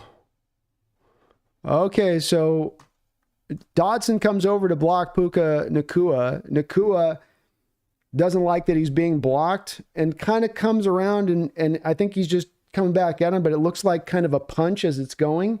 So as he comes back to turn into Dotson, he's sort of turning his hand over into Dotson. I don't know if I have to look at it again, see if he was truly throwing a punch, but it looks like a punch. This takes Seahawks up 15 yards to the 40-yard line still with 2 timeouts. And we're going to have some flags on the play. They tried to run a bubble screen that was doing nothing on that play. So Puka throws the punch. He's going to be ejected. You get the 15-yard penalty in addition to it. This will be a holding flag on the Seahawks offensive line. How do you have a holding call in a screenplay? That's actually impressive. I'm not even mad. You got a holding penalty as an offensive lineman on a screenplay when you weren't even out front. I'm not even mad. You can just let him go. It's a screenplay. You know that, right? 1st and 20 for the Hawks now on the 30-yard line. Empty look here. We got a free play again. 4th one of the game for Geno. Go up top, baby. Let the big dog hunt. And he's got Jackson Smith and Jigba down the field. Jackson Smith at the 24-yard line. Did Geno just get himself another freebie, baby?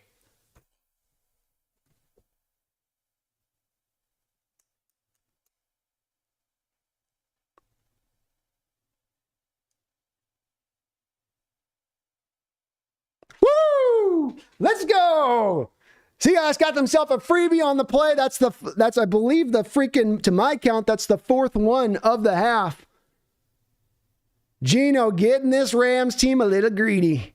He caught him with her hand in the cookie jar and he slapped it and said, not today. Jackson Smith and Jigba down the field makes the grab. Seahawks call a timeout quickly after the play. Good job by Jackson coming right up to call the timeout there.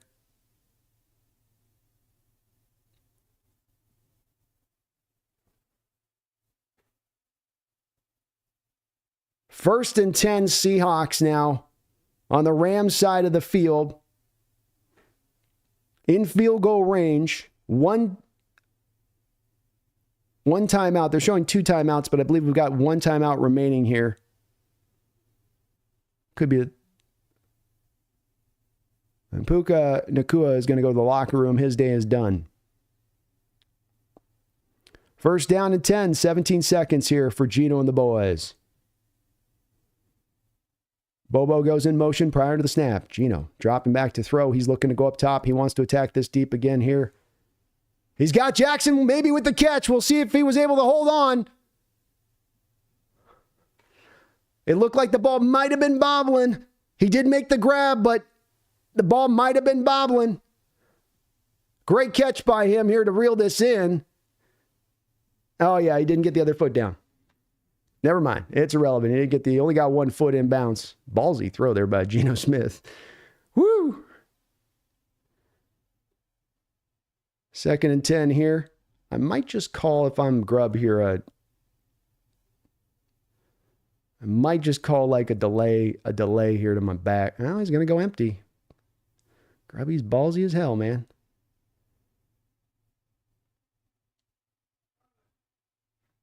Geno dropping back to throw.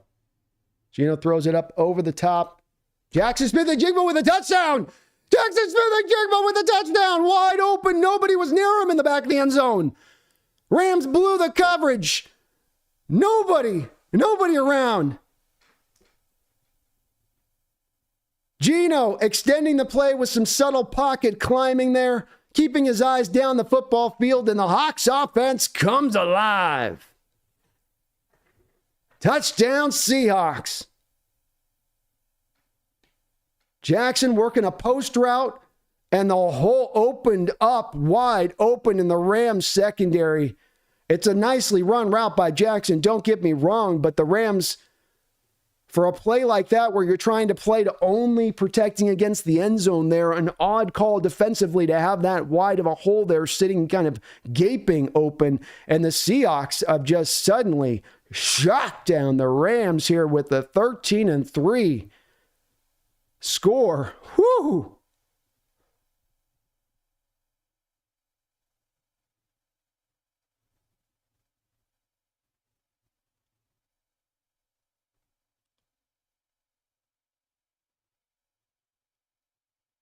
Wow. Shocking, but a well-constructed drive by Geno Smith there. Great couple of throws. Even the throw he had to Jackson there in the prior throw, Jackson couldn't reel it in. He put it in the spot to him. And Grubby's pumped up. Let's go, Grubby. That's got to feel good, buddy. That's got to feel good. Dialing it up at the right time there. What a drive, though, by your Hawks, who continue to be absolutely electric when it comes to third, kind of 2-minute offense, needing to drive down quick. You got no time there on the clock, two timeouts from Geno. We've seen them do it quite a bit this year. Part of what helped you kind of lock in that Atlanta Falcon game in kind of a similar fashion, right? Where you could kind of then get them up by 10 there right at the end of half.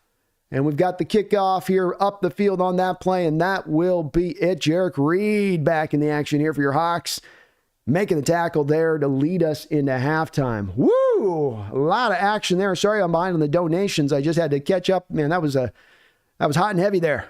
That was hot and heavy there, going back and forth.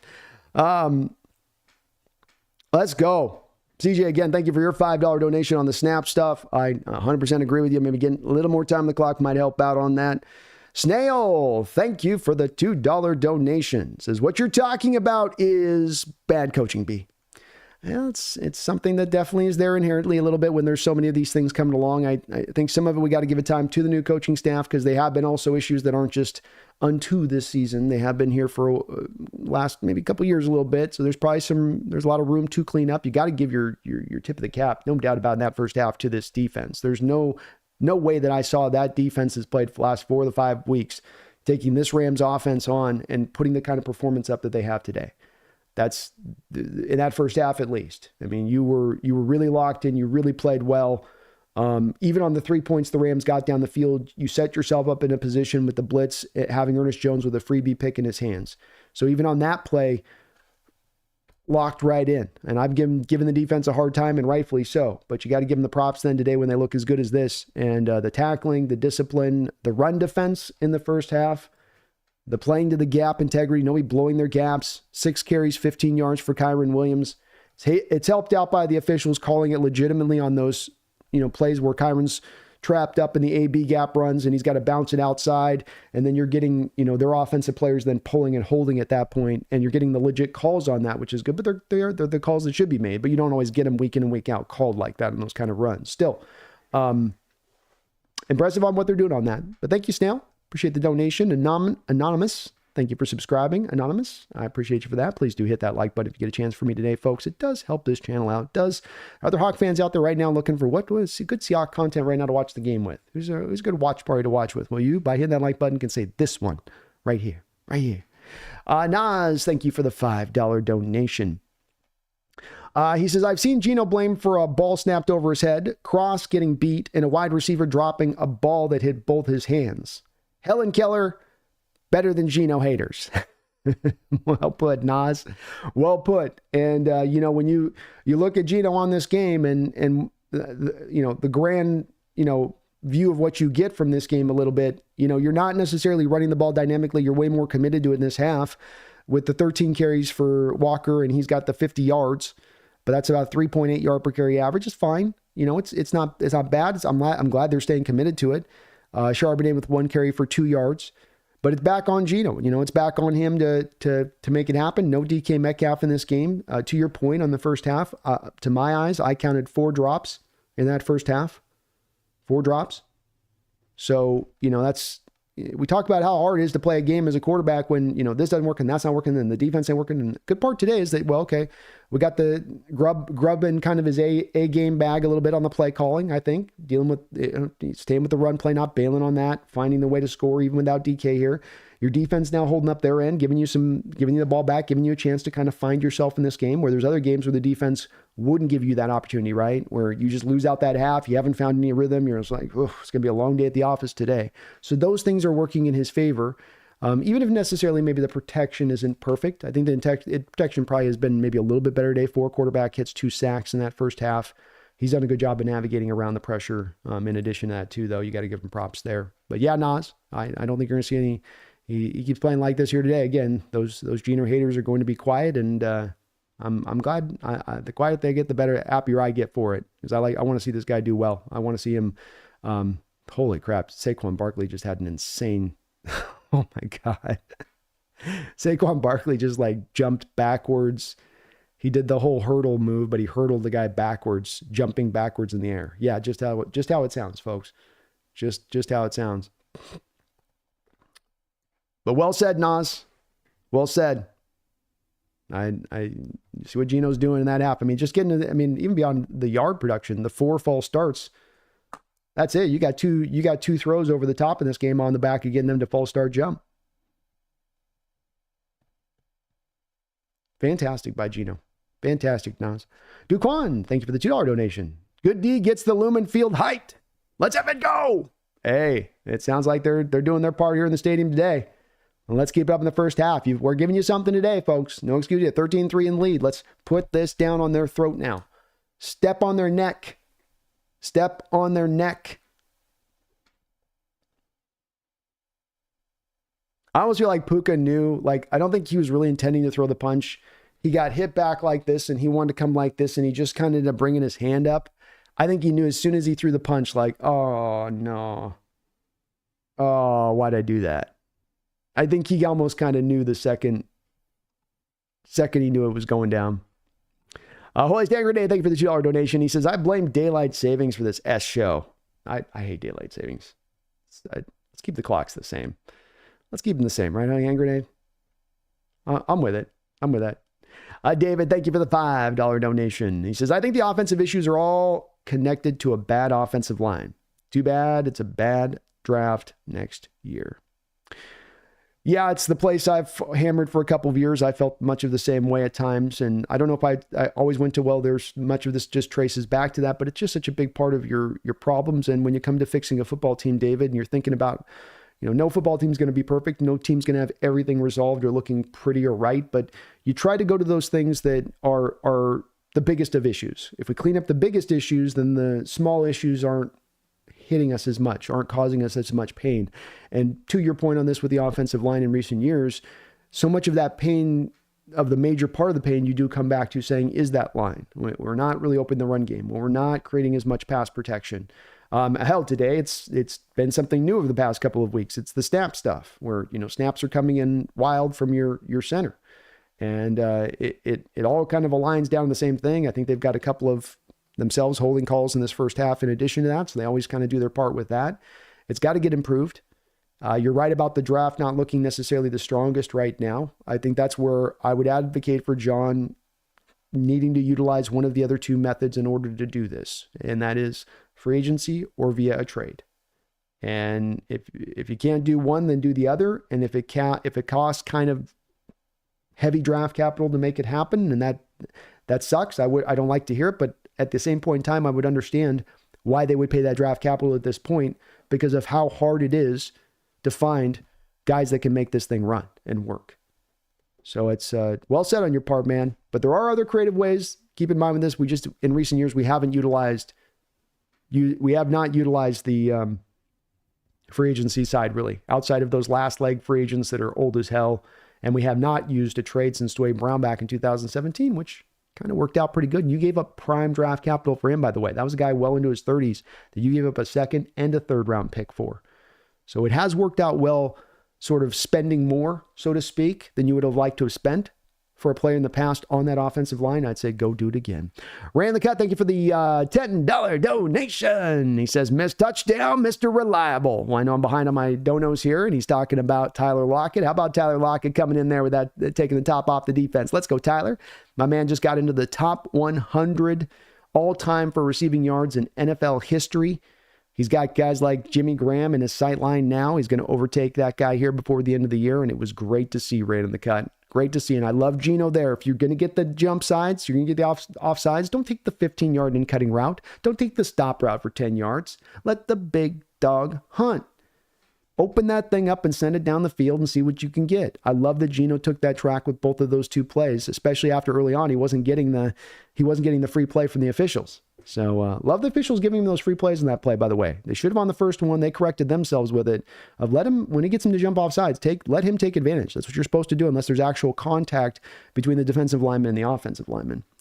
Rand on the cut, thank you for another $20 donation. Rand coming in with a $10 and a $20 donation. He says, interception, Reek Woolen. How about Reek?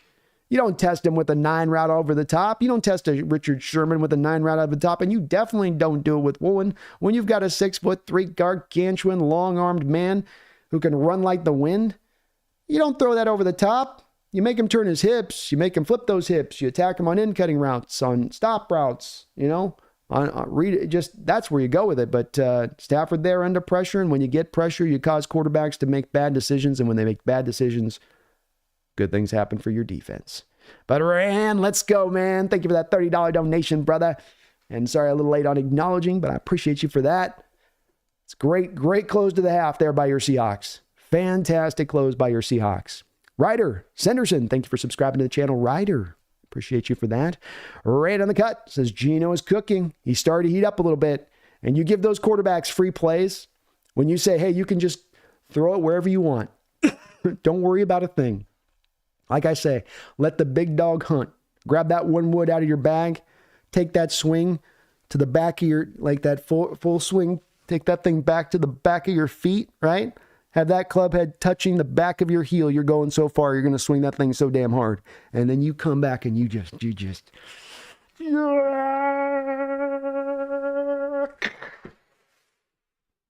Don't take the 10-yard route. Let it rip. But Gino, great decision making there. Got the one interception, not on him in that first half. And he's cooking, man. Get the chef hat on Gino. He's cooking. Let's go. MJC Hawk, thank you for the $5 donation. Says, let's go. Let's go, MJ. Let's go, man. Appreciate you for that. Addis, thank you for the $2 donation. Gino haters. No.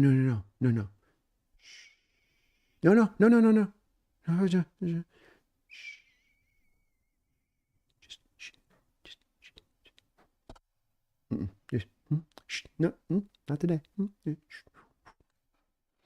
Thank you, Addis. Appreciate you, brother. I'm way behind these donos here. Balki Barkakumas, thank you for becoming a member. I'm sorry I butchered your last name, but don't let that lead you to believe that I don't appreciate you becoming a member of the channel. Thank you for that, Balki. Welcome aboard the Hawks Nest. We posted out to members of the channel. PFF scores on Monday mornings. We've got our Thursday shows. In fact, this week we're going to do a Thursday call-in show for members of the channel, 5 o'clock. So if you are a member of the channel, be on the lookout for your community posts, as I will be getting that posted up probably this Monday for you guys on that side of it. But thank you, Balki, for becoming a member of the channel. I appreciate you doing that. William Leonard, thank you for the $2 donation. I know this is a must-win for us. Is it also for them? Let me do my Mike McDonald. He does this move sometimes. When Mike's really deep in thought, and you see Mike Donald as an interview, he'll do this. He'll rub that. You look at Mike's chin in about 10 years, and he's going to have a dimple carved into that thing. He rubs that thing so much. Yeah, it's a must win as far as knowing whether or not you want to be where you want to go this year. And I'm not talking about getting to Super Bowl contention here. I'm just talking about the attraction of truly being able to make any kind of noise. You bring up a more one with Rams where it's more of a question, because we do know even a couple of weeks ago, the Rams were kind of playing and toying with the idea of potentially going into sell mode.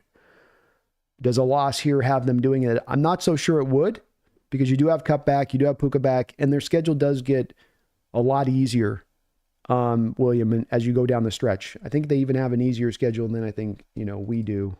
Let me double check that. So you got them playing, they got the,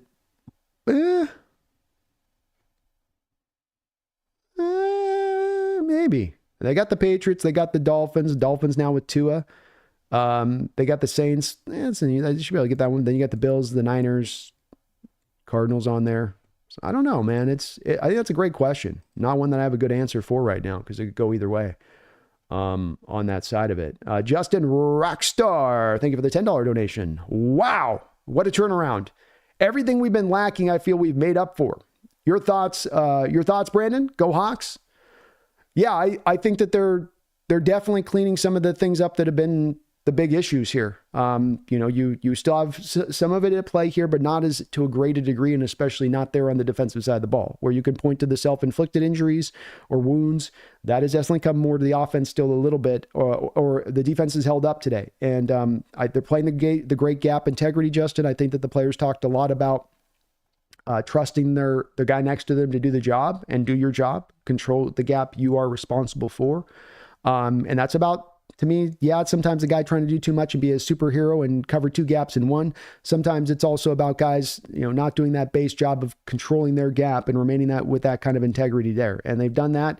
They've earned the right then by stopping the run to get after the passer. McDonald's done great in this first half, in my opinion, and with being as creative with his fronts and with his looks as we've seen all season long, really making it hard on Stafford not to know what he's getting or how the pressure is going to come at him, because it's so wild and varied. And just like what we thought we were going to get with a McDonald, and we have an injury here for the Rams.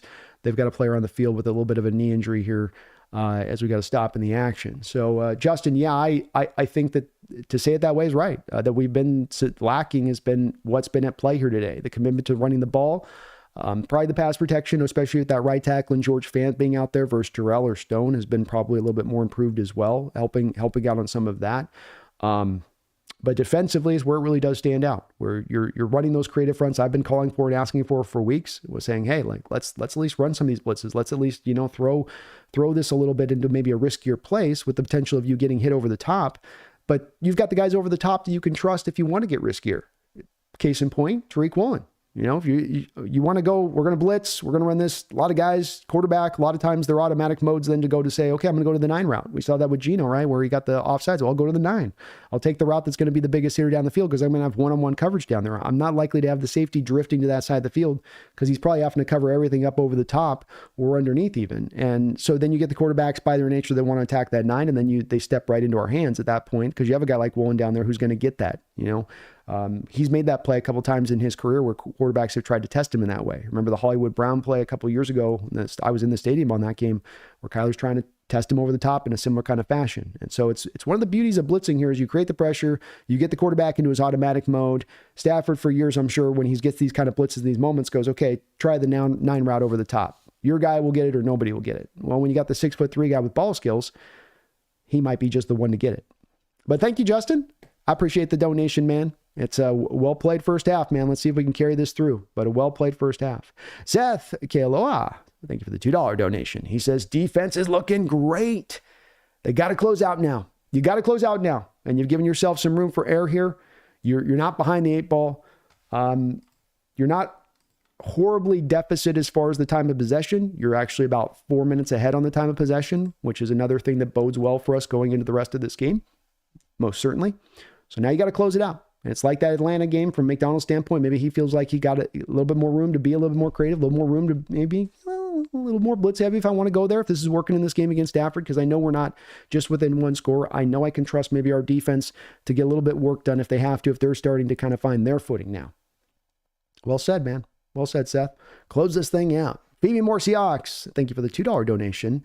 We've got a 2 tight end set to start this out here on this drive for the Rams, starting out from the 25-yard line. A pitch play outside here. This will go for about 5 or 6.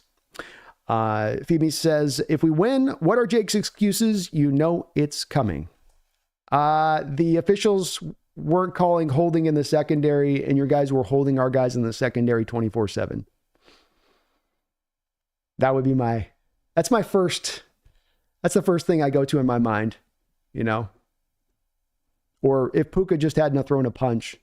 2nd down and 4. Again, 2 tight end look here for the Rams. Again, a pitch play now to the other side of the field. Same play, other side of the field. Fumble! Right into a Rams player hand. Hasn't it been that way for our defense at times this year?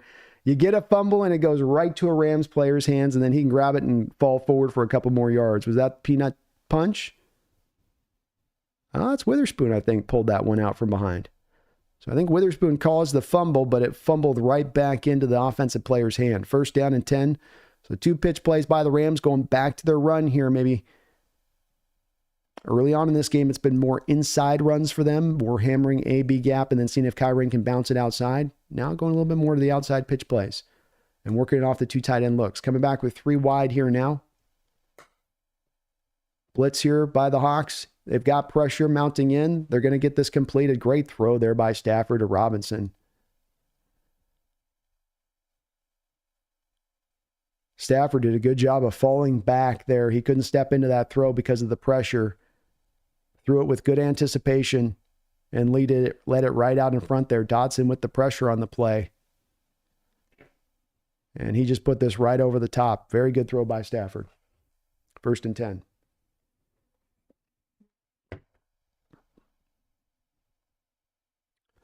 Rams on the Seahawks side of the field now at the 39-yard line. Back to the 2 tight end look here. Play action pass. Great pressure there on the play by the Seahawks. It's a roll out there. That's an easy completion normally, but Draymond Jones did a great job of just flying up the field there, going right after Stafford and giving him no opportunity to turn around and make the usually easy completion on that play. It's not one that goes for a lot of yardage, but it's usually an easy 4 or 5 yards for the tight end there, especially with how they use their 2 tight end sets in this game where there's been so much of a run when they've gone to that. Rams are going to come out now with a 4 wide receiver look here. Empty look here for Stafford. 5 wide, sorry. Seahawks go with a 4-man front. We're going to drop here into coverage, into Cooper Kupp. Kupp will be brought down here short of the 1st down, but it'll be about a 9-yard gain for Kupp, bringing up 3rd and 1.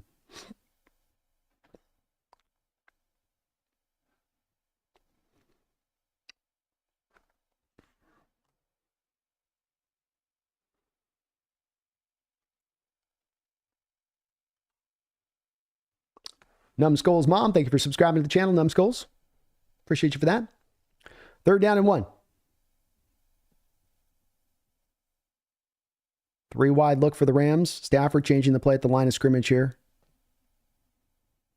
Seahawks look like they're tuned up for the run here. They are. Oh, they almost had him stopped, but a good job by Kyren Williams of lowering his head and hammering it through there.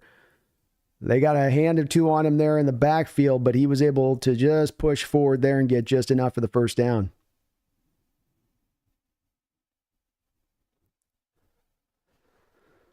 Long opening drive here for the Rams.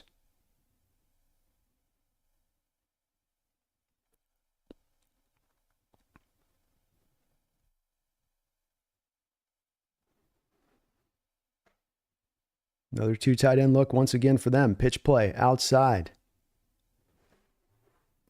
They're finding some room with these pitch plays now. It's 3rd time on this drive they've used that. This one's going to go for about 8 yards. It's working. It's definitely working.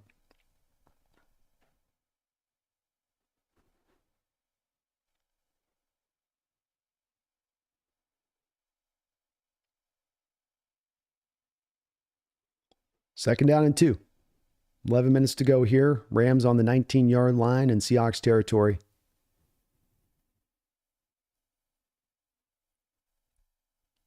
Handoff inside.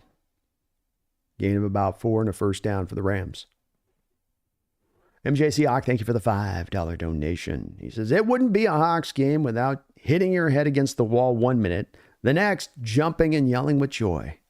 It's nothing like it, man. There's nothing like the game of football that we do have a flag on the previous play. It's kind of a late flag there, but it's very true. There's nothing like football that can have you just violently angry in one moment to, as you say, just exploding with exultation in the next. Hands to the face on the Seahawks in this play. That's going to be declined, but then there's a holding call on the Seahawks as well. So 10 yards more forward there for the Rams at the end of that play. Hankins, the man hit there as the Rams draw a little bit closer and closer now to knocking on the door of the end zone. But yeah, it's so true, MJ Seahawk. It is very, very true. Wouldn't be a hot game if it wasn't, brother. Thank you for the donation. All right, 1st and goal now after that penalty. Ouch. Jaron Reed, a little bit of an issue on the sideline, trying to get his ankle right there. 9-yard line is where the Rams will set up here on 1st down. Play action pass, looking for Kupp out in the flat. He's got Kupp. Kupp is going to be corralled and brought down for a negative play there. They'll lose a yard on the play at least. 2nd down and goal. Long drive here for the Rams here to start this off.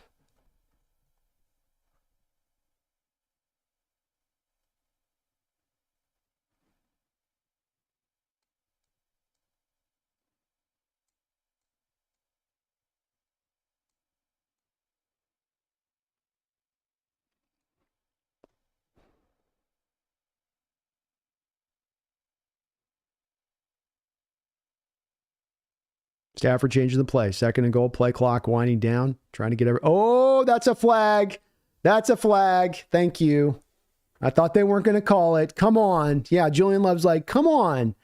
How do you guys even get that play to a play of starting? Like, that's he started moving prior to the snap, the tight end. Move that thing back 5 yards. Yeah, illegal shift. Can't be moving forward at the snap. Official's a little slow on the blow there. Inhale before the snap. Colby Parkinson, the culprit, trying to help out his former team. So 2nd and goal now.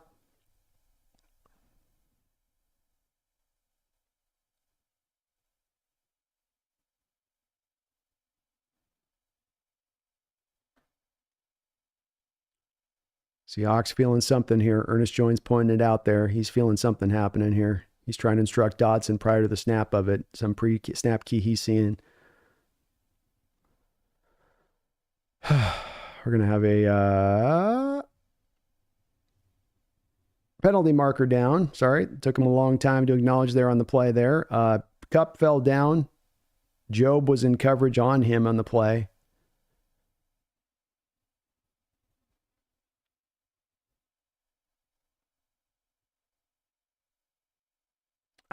Yeah, that's pretty incidental there on that play. I don't know if I'm feeling that penalty. There's definitely some contact there, but Kupp's initiating the contact by driving his route in through where Job's going. But he ends up falling down and selling it. So PI on the play on Job essentially. So 1st and goal here for the Rams.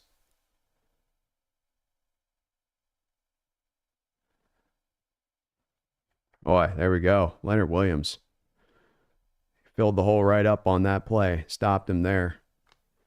Long 6-minute drive here for the Rams.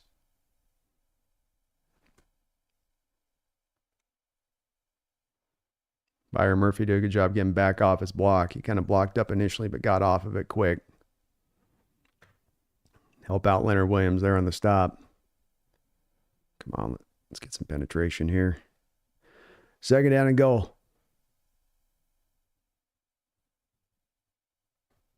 Play action pass. They got Seattle with the pants down on that play. They bought in on the run.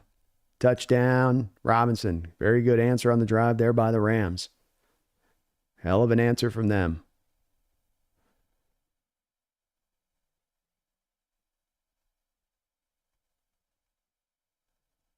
Woolen just got deked right off the jump there. He got spun around. He didn't even get kind of bought into it being a run. He's kind of had some issues down by the goal line here past 2 weeks.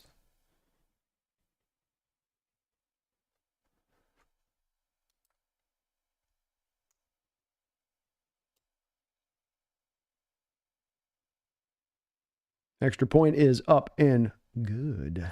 So the Rams take, don't take a lead. They get back within 3 points here, 13-10. I'm going to get a little more coffee. I'll be right back.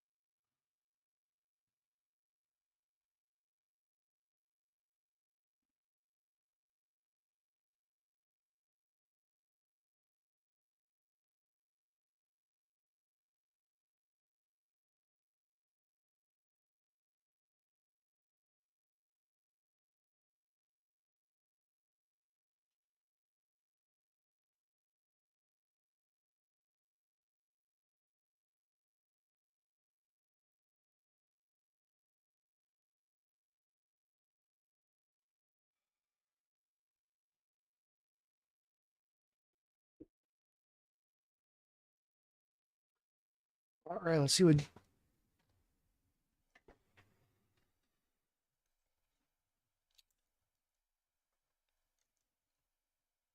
Grubby can dial up here in the second half. Gino needs to keep it up with that hard count stuff. That's for sure.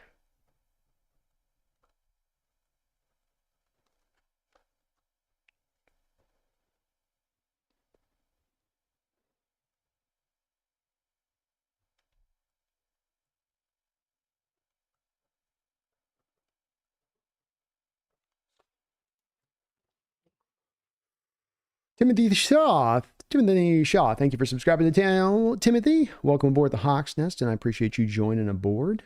So thank you for that. Folks, if you haven't for me, please do hit that like button. I also want to thank the sponsor. Sponsor of the show is brought to you by Underdog Fantasy. Underdog Fantasy today will match you 2-to-1 right now. So you put $100 down, they put 50. You put 200, they'll give you 100. Up to $2,000, they'll match you 1,000 on that 2,000 right now, 2-for-1. And they've got some great ongoing picks down there at Underdog Fantasy. Do utilize my code today, NEST, or click down in the description section below and go win yourself some money. You got basketball going on, football going on, plenty of action there that you could kind of put your little parlays together with. But thank you to Underdog Fantasy for sponsoring the show today. All right, the kickoff now will be driven back here into the end zone, and Seattle will take over from the 30-yard line.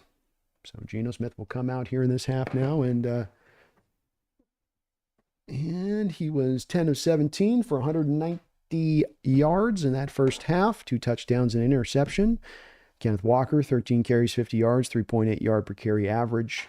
Zach Charbonnet, 1 carry for 2 yards in that first half. For the yards. All right, Geno starts out in pistol formation look here for him. He's going to drop back to throw. He's going to try to scramble on up here and get himself about a gain of 3 after he gets down. He's done a good job of stepping up in the pocket today, has Geno. That looked like that might have been trouble. Something you can do with these stunts these Rams run too is when you're running those stunts, those guys are sometimes running so full speed, it opens a little more of the door to being able to kind of climb up on the pocket at times. And Geno's taking advantage of that. 2nd down and 7. We're going to have a false start by the Hawks.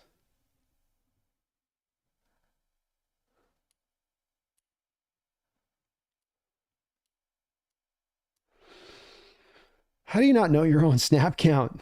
I don't get that. Like, how hard is it to understand what your damn snap count is?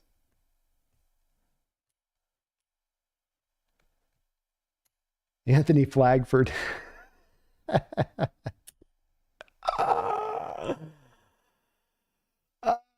Oh, this lion is so shit. Oh my God.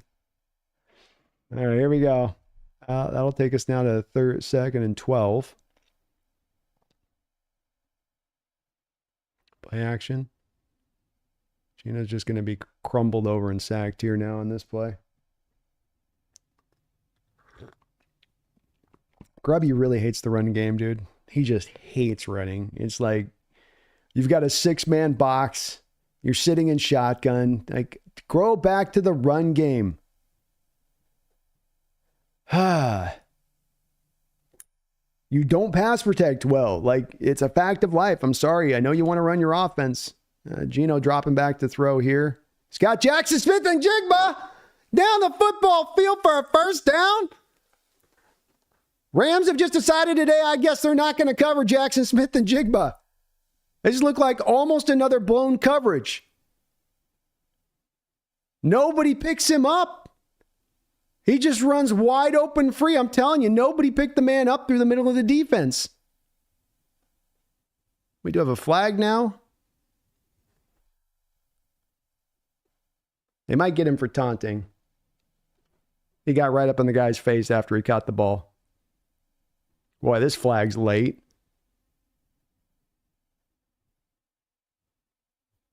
That was a late-ass flag, man. That is a late-ass... Oh, dude. Flags on us. Holding on us. I don't get what's going on here. All right, 3rd and 26. Seahawks will just hand the ball to Walker. God. Offensive line, man. It just kind of keeps coming back to that time and time again. So Mike Jarrell's back out there. I guess Fant's not good to go for some reason. He was out there early, but I guess Fant's still injured.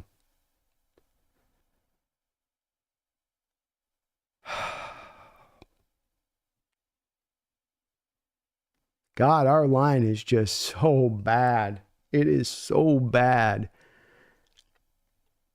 Like, just, dude, John, like, this offseason, brother, like, you stop. Like, I'm going to just be hammered off season, man. You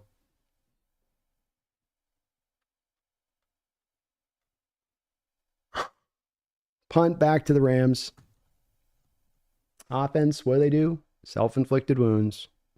Defense doesn't really stop them. They just stop themselves, pretty much. And the line, it's like one thing if you're bad and you can't run block and you can't pass protect, but the line compounds the issues by being an absolute penalty machine of a unit. I mean, a penalty machine that was put together by German engineering, you know, made in Switzerland. Just, you can count on it as much as you can count on the blown block. It's like, if you're going to be bad, just be bad. Don't be a penalty machine on top of being bad. And it's stuff that you can't go, well, that's the way it is when you're in the heat of the moment. Like, you don't know the snap count. It's penalties like that. What was the snap count? We keep coming back to these like rudimentary things with this team at times. They can't just do the rudimentary stuff. It's almost like they got some of the advanced stuff down, but the rudimentary stuff like that, especially the line, is just,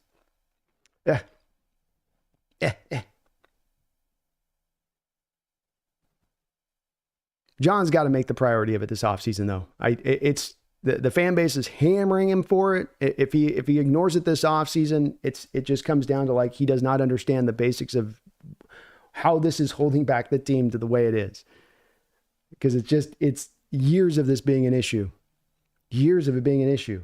And he short sells it every offseason. He just kind of does that bare minimum.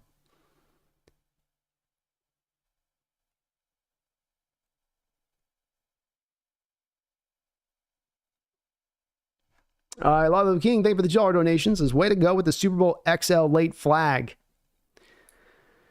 Yeah, they're definitely calling him touchy up on the line. They're not calling him touchy in the secondary, but they're definitely hammering us on 9 of the times we've done it. They've called the holds on the other side, so it's been consistent, but they're definitely touchy on it.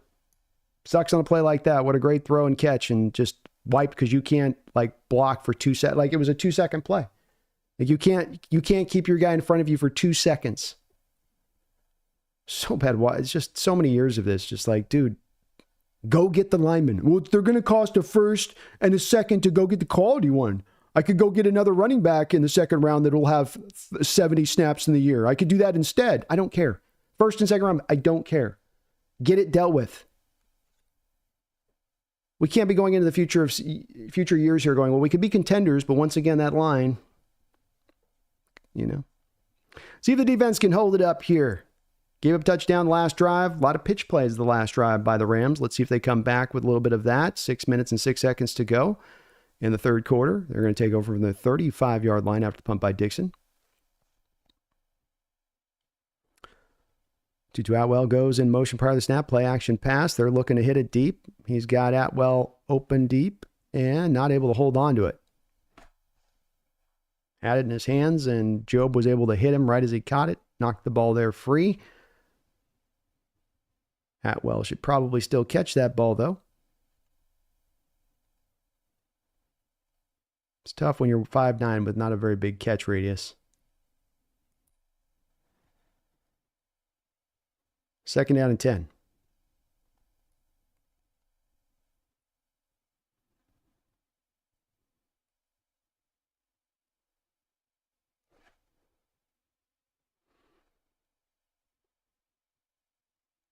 Four-man front for the Seahawks here.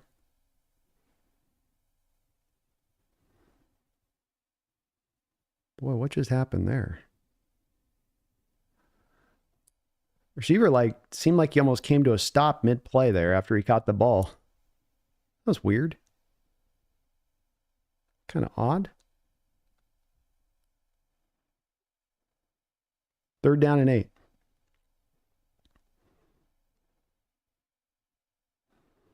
Jaron Reed back on the field for Seattle. Had a little bit of an ankle thing. He's back out rolling. Seahawks showing blitz. They bring the 5-man. Not able to really get any pressure here on Stafford. Stafford throws it at the feet. We're going to have a holding call in the secondary on Seattle, though, so this will get him an auto first down.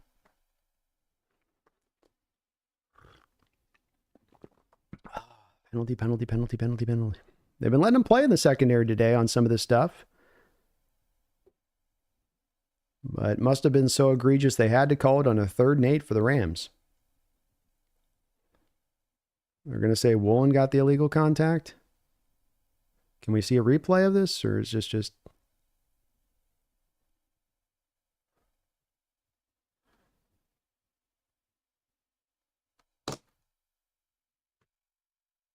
I'd go bailout calling that too. Like, now we're getting to bailoutville here. Okay, it's shifting like that. Okay. You've been not calling it all day. You've been calling it a certain way. Now you're going to call it like this. Like, that's when it gets suspect for me. That's when you start raising my antenna up. It's like you want to set the standard, then you start flipping the standard. Let them play if you're going to let them play. If you're going to call it tight, then call it tight. Don't slide it quarter to quarter on how you're going to call it. The players don't know where the line's at then over the course of the game. We got a holding call now on the Rams, but then also there's a holding call on Seattle, so it offsets it. On a run play, they're calling a holding call on us. They're calling a whole play on us on a running play. Yeah, tell me it's not. This started going ref football here quick. 50-yard pass down the field. Oh, holding call. Get a stop on 3rd down. Oh, holding call. Oh, they get an explicit hold. Oh, we'll call something back to you guys. I've been down this road before. 1st and 10. Oh, jeez, just let him play, man. NFL wants to become so unwatchable with sport. Like, how can we take all of the fun stuff out of the game and make it just a grind to watch? Can we do that? Is that possible? Is there a way to do that? Let's make it so the fans, after every play, got to wait 20 seconds to celebrate anything. We want to have the officials, huddle up, get their call from Washington or wherever the hell the central calls are, 2nd and 7. The officiating in this league is in the garbage right now.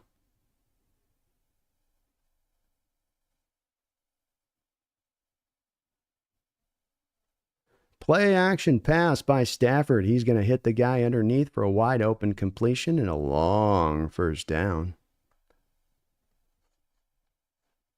Even more Seahawks, thank you for the $2 donation. Says, I'm not kidding. The Rams are the KC, or the Kansas City Chiefs with the refs.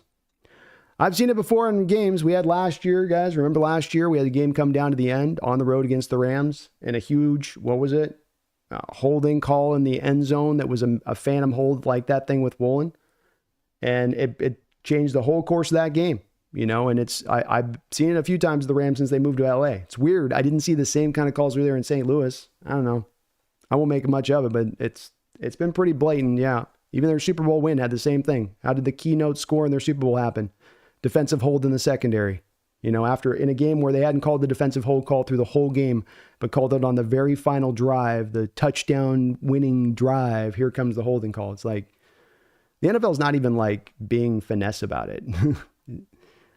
All right, the Rams are now on the back of these nice officials, are getting themselves working their way up the field here into a 2nd and 1 now.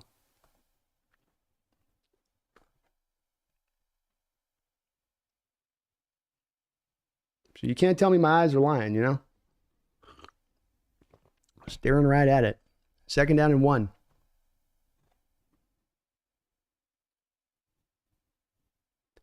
First down.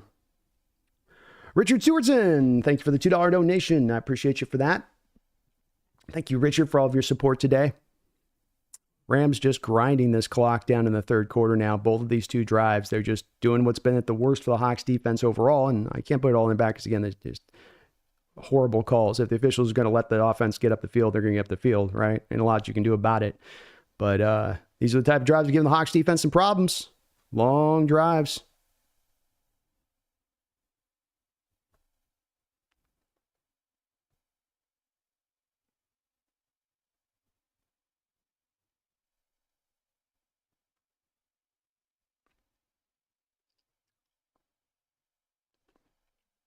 Another penalty flag here. Let me see. I can't even see. I haven't seen nothing about who it's on the team. Let me see. Let me guess. Let me just wildly guess. I know nothing about it. Let me just wildly guess. Seattle? Let's see. Let's play casino flag. I feel like I could win constantly with this game. Why doesn't Vegas let you bet on flags? That would be great. Why wouldn't they? Do they let you do that somewhere? Let's see if I'm right. Oh, there we go. Ding, ding, ding, ding, ding. Ding, ding, ding, ding, ding, ding. It's on Seattle. I can call it blind now. I can just call it blind. Y'all heard of the Jordan, where he closes his eyes, he's at the foul line, and he goes, shh. I can do that, but with flags.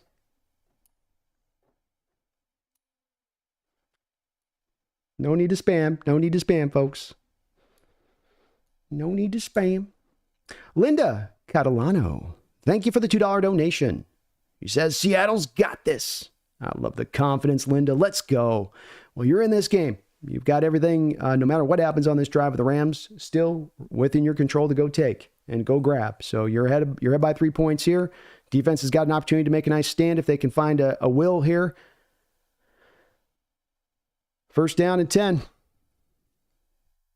No flag. They picked it up. They heard me bitching. Good. Seattle called a timeout on the play to avoid the flag for the 12th man. Stafford dropping back to pass, looking underneath. He's now going to look over the top to Woolen. Ooh, Woolen almost got the pick. He's wanting a PI on the play. Doesn't get it.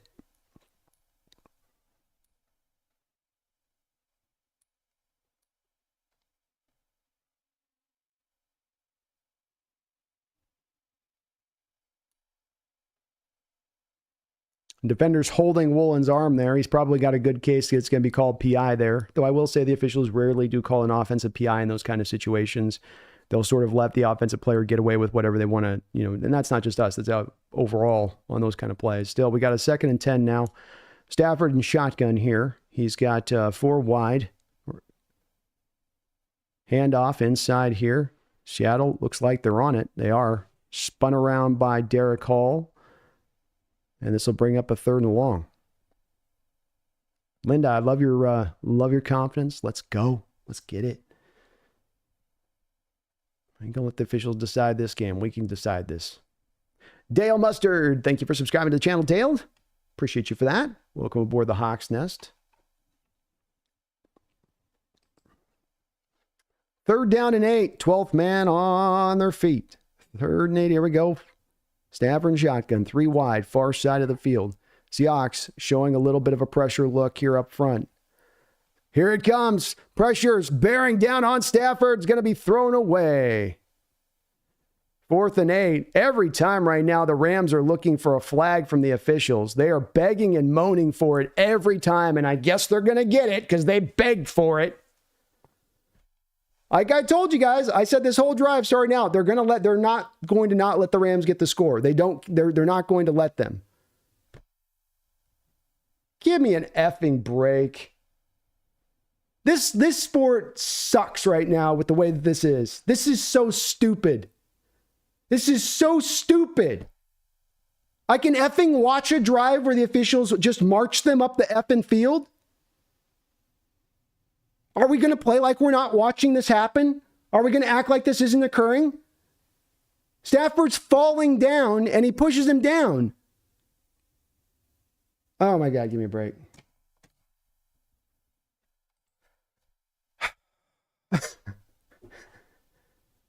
I'm not watching football. I'm watching Broadway is what I'm watching. What do you want the defender to do? Stafford falls into him. He's going low beneath the helmet. Stafford starts falling back into him. If I was a quarterback getting sick, I'd just throw my head into the defender and get the flag, I guess.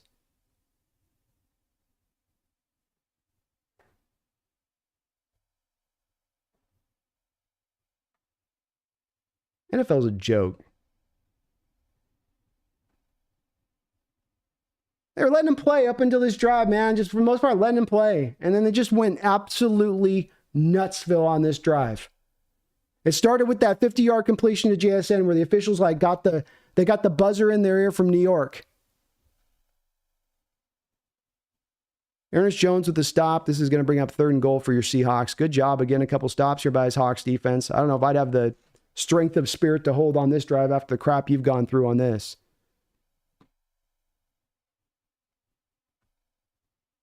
I maintain the NFL is playing this game, you know. They're playing this game and they're trying to play this line and they're right on the knife's edge with it with people. And I've had people in my chat over the years who have stopped watching this game because of the officiating they're watching out there. And it ain't the poor officiating stuff I'm talking about. That's there. This is something else.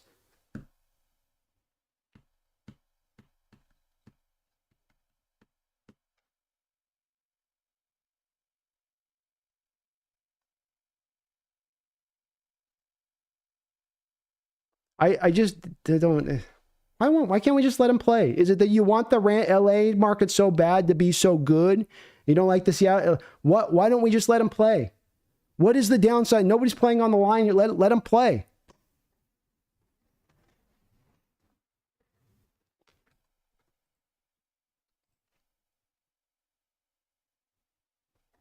We've almost cracked 10 penalties for your Seahawks. Not yet to the 4th quarter yet.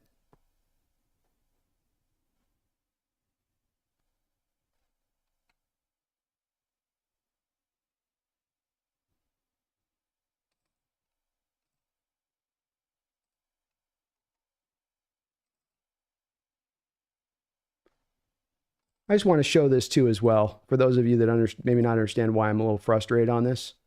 Why there's a little bit of I get annoyed with this, where this is never an issue that seems like since 2010, your Seattle Seahawks have been penalized 1,607 times. That is the 2nd most penalized team in the NFL.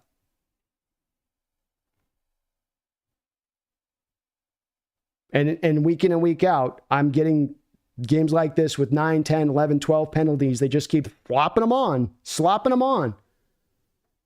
were we just the most undisciplined team now for a 14-year period? Is that what this is? We're just that bad at staying out of the letter of the law of the flags, and maybe it's that.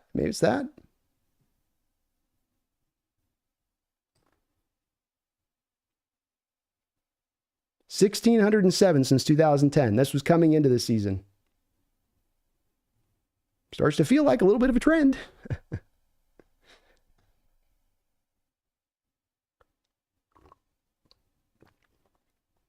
mean, eventually we get on the other side of it, right? Maybe 2030, we'll get back to the side of it where maybe we'll be in the 15-ish range.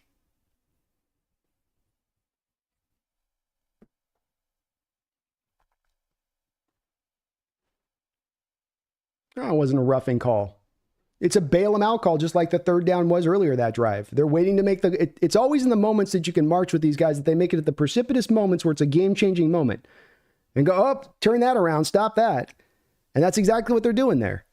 And that's what makes it so blatant about it, is that they pick these moments to do it, and where you go, dude, I think I'm seeing, 3rd and goal here for Stafford. He's going to be set up on the 2-yard line in shotgun. 3 wide. Play action pass, dropping back to throw. He's looking for Cooper Kupp. He's coming back underneath the middle. Ball's tipped up into the air. Ball will be incomplete. Rams looking for a flag. Stafford looks at one official, looks over the next official, kind of giving him the, what? I thought we had this understood, man. I thought we knew what time it was. Why didn't you get a flag there?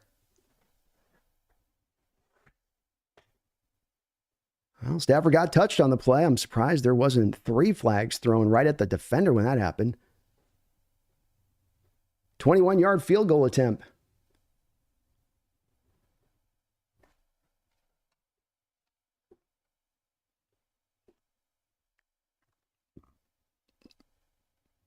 Kick is up and good. Game will be tied. 27 seconds to go in the third quarter. Rams with 2 drives in the second half for 10 points. Wu-Tang Financial, thank you for the $5 donation. At this point, I just start spearing their players if they're going to throw laundry anyway. Yeah, but get your money's worth at least, right? I mean, if that hit by Hall's going to be that flag for that, go take his head off then. And, like, you know, Rams lean into it, dude. They do lean into it. Stafford on that hit just acted like he was decimated on the play. And, yeah, it's okay. You know, Kupp on the one play he got called on where he falls down, where it's very incidental contact between the 2 players. In fact, he's pushing the contact on the play. Yeah, go get your money's worth. You're right, Wu-Tang. MJ Seahawk, thank you for the $2 donation. Crybaby Stafford.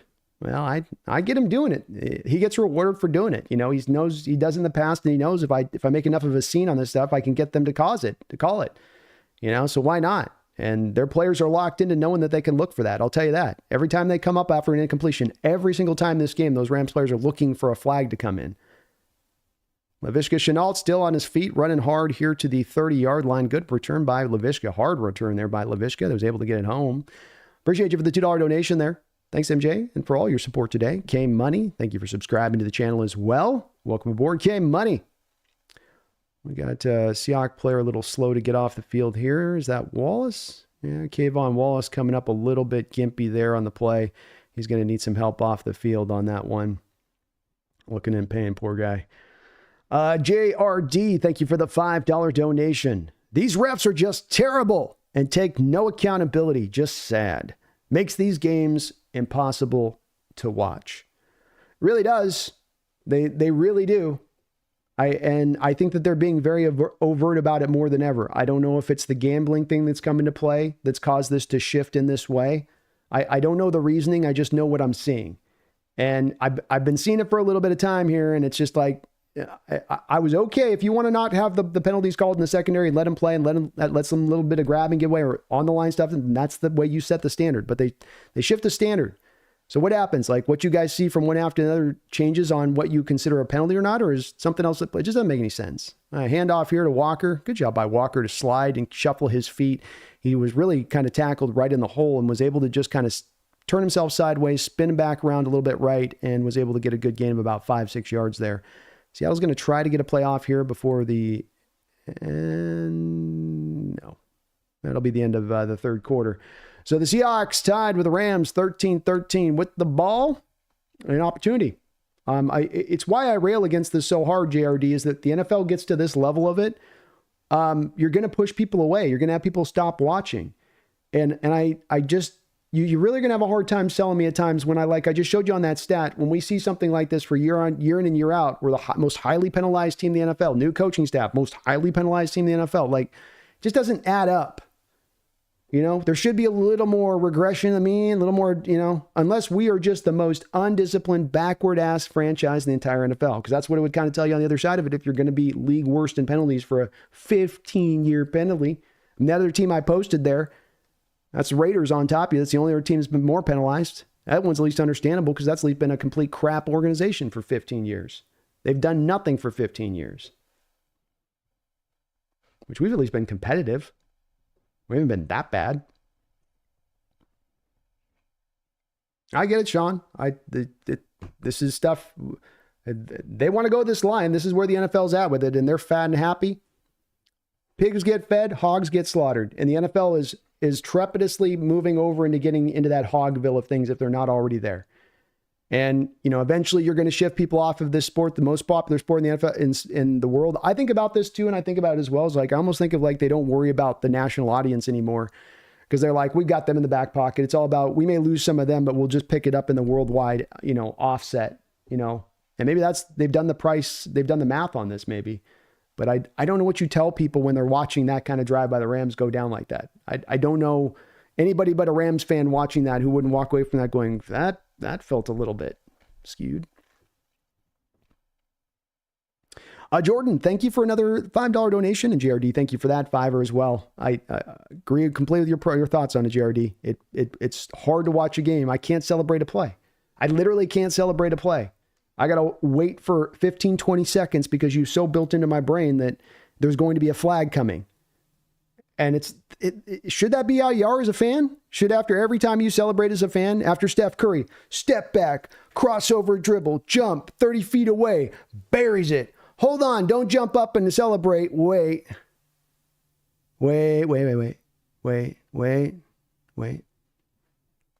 No. That happens over a course of game constantly. You start to go, ugh. All right, here we go now. Seahawks, 5 yards out, 2nd and 5. Fourth quarter action here. Handoff inside of Walker.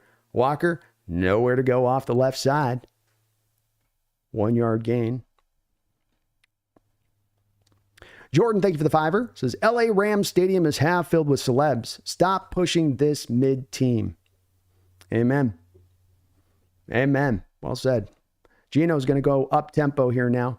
He's going to change some things around the line of scrimmage just a little bit.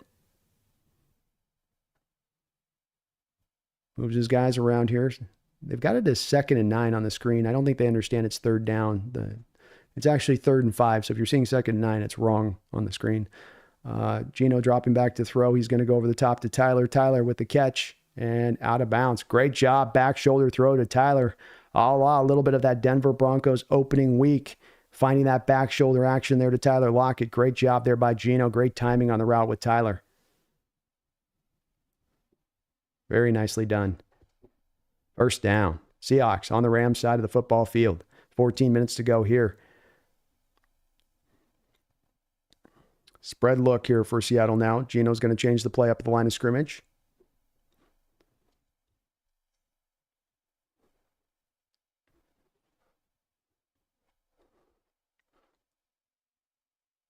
Dropping back to throw. Out to Walker. Come on, Walker. Lose that man. Man. Walker not able to be his typical tackle-breaking self today. The first man's gotten him to the ground quite a bit of time in open space at times. Typically, he's really slippery, but they've been able to kind of keep him corralled today.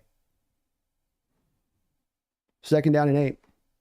Another handoff inside here to Walker. Walker's going to try to bounce this out. He's got nowhere to go. He's going to lose about 3 or 4 yards there. 3rd down. Seahawks getting, not only as I've said in the past on this, no real push up front. You too often on many of these plays have too much penetration being pushed with you into the backfield there. Barner loses his block. Like in Tomlinson, multiple guys losing their block on the play. And now Gino's basically got to try to throw this 3rd and 10 to get himself into just a long field goal range for Myers, basically.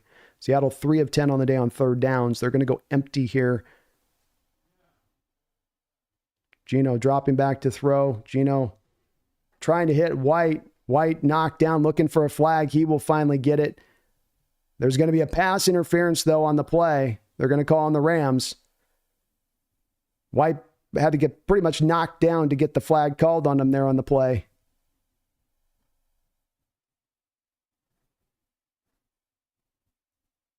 He's got his hand on his arm. Now he does step on his foot. It's the stepping on the foot, which McVay will say is not PI. It's the arm on the thigh there, but are they going to wipe this for them? Wait, they're going to wipe it, right? Are they going to, they're going to stand? It looks like McVay's going to get him to wipe it. They'll pick it up. I almost have no doubt they'll pick it up. I'd be shocked if they call. Oh, they're calling it. Wow.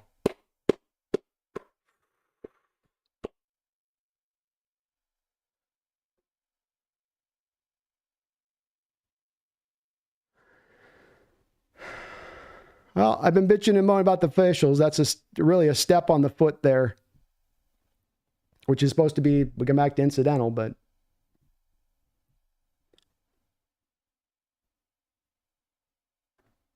maybe the officials are just bad today. First and 10. Pitch play to Walker. Walker completely swallowed up in the backfield. We'll have another loss of 3 yards on the play in the run game.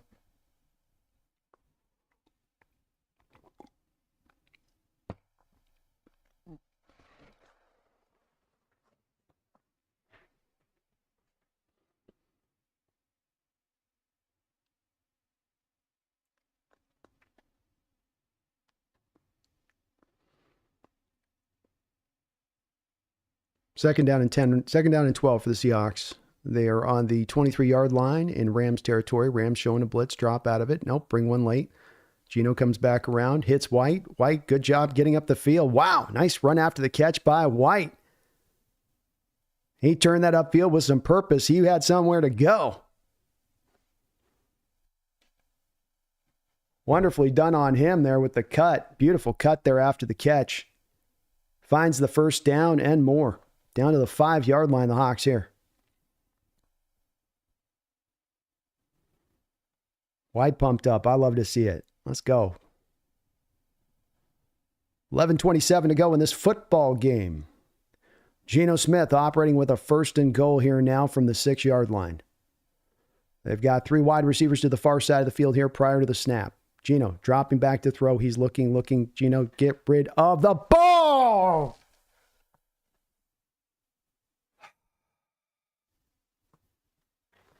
Pick 6 for the Rams. Pick 6 for the Rams.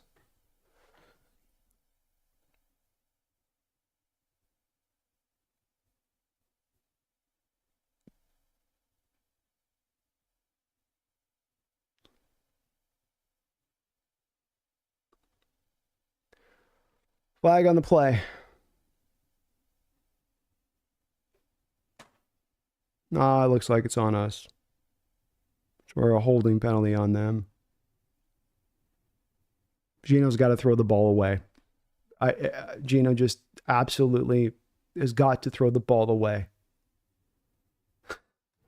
I can make that choice. Just whistle it through the back of the end zone. It's first and effing goal. It's first and goal. Just throw it away.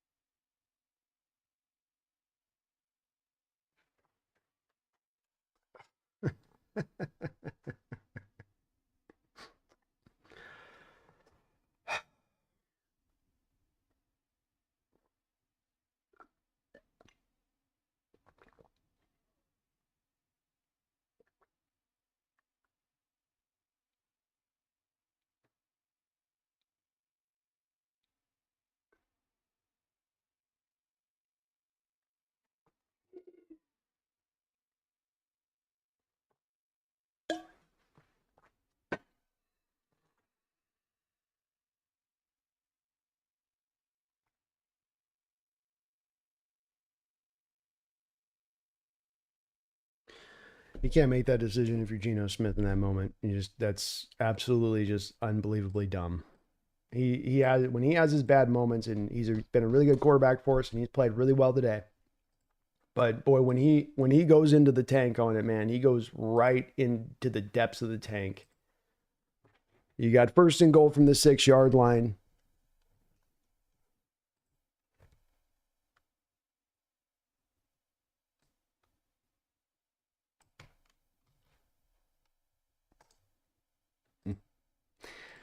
First and goal, first and goal, first and goal. And you decide to force a pass like it's fourth and goal. Why would you do that? You just whistle it through the back of the end zone, live to play another day from the 6-yard line. That's rudimentary stuff there that that's unforgivable stuff on Geno there. And you played so, like, again, he's played, this is the hard part about making the evaluation on Geno is he plays so good, and he is such a good quarterback, and he's done so well for you today and what he's done for you today. But then he just has these moments on it where it's just like, man, you've got to salvage when a play is going not good. You can't make something bad worse.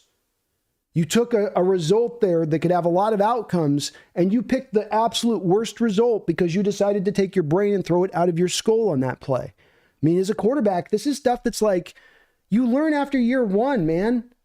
You know, why are you forcing it? And it's like, it's a play where this is like you're subtly rolling to the left, you're throwing back across your body to the middle of the field. That's a cardinal rule that you're not supposed to do when a quarterback. Why are you breaking cardinal rule in that moment? And it's not to pile all on bad on Geno, but just, dude, you can't do that. That can't happen there in the moment. You've got to know the situation, the snap, where you're at in the field, the tie game.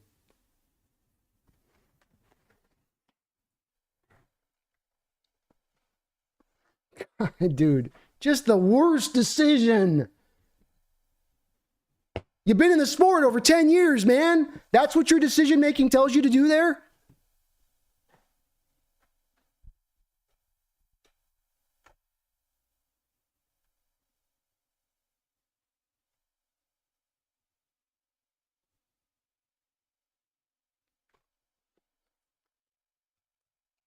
First down, we pass from the 6-yard line, says Sep. Thank you for the $2 donation. I appreciate you for that.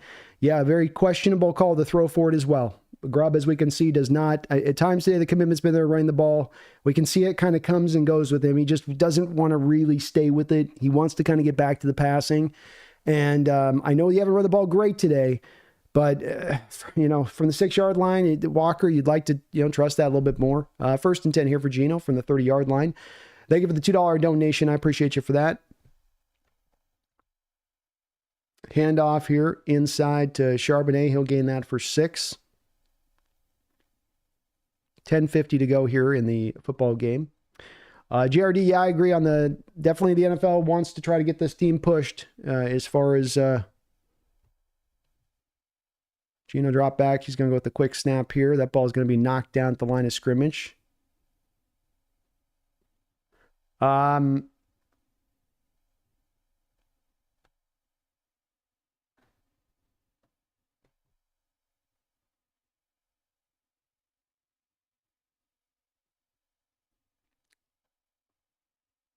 Man,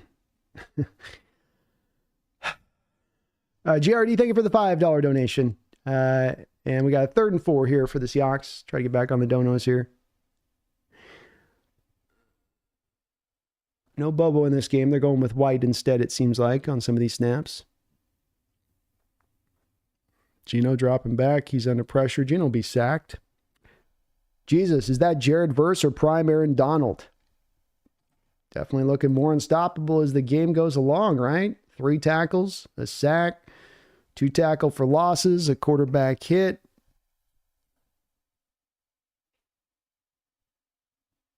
Mike Jarrell back out there, so I guess Fant's just not ready to go.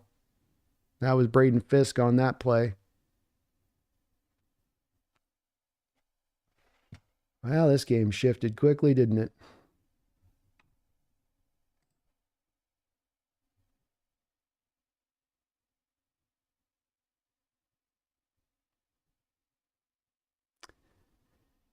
JRD, thank you for the $5 donation. Jordan, thank you again for that $5 on the LA deal. They want to make LA a team, man. They want that thing to take root there. They've moved a couple of teams out who have not been able to take root there, and so they're going to do what they got to do on that side of it. Doug Barrett, thank you for subscribing. Cal Smith, thank you for subscribing as well. Appreciate you guys for jumping aboard. Hex Havoc, thank you for the $2 donation. Says, whose house? Rams' house. Certainly is going to be when we're throwing pick sixes at the goal line, Hex. And we're throwing pick sixes at the goal line. We're going to make it your house, that's for sure. Whether it is or it's not, it will be when we do that.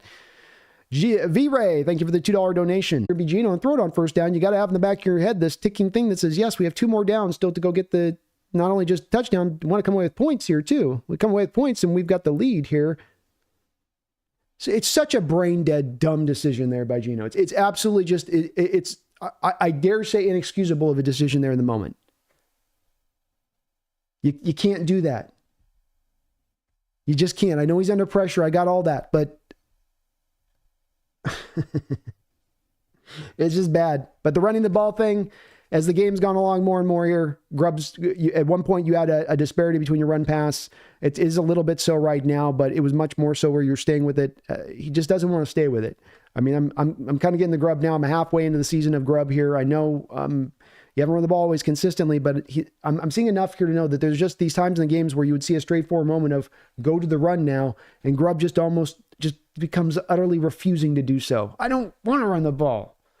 You know, you've got a fourth string right tackle out there who is holding on for dear life. You have an old 33 Laken Tomlinson who's got popsicle sticks for ankles barely hanging on there at the guard position. You have Connor Williams who can barely snap the ball right.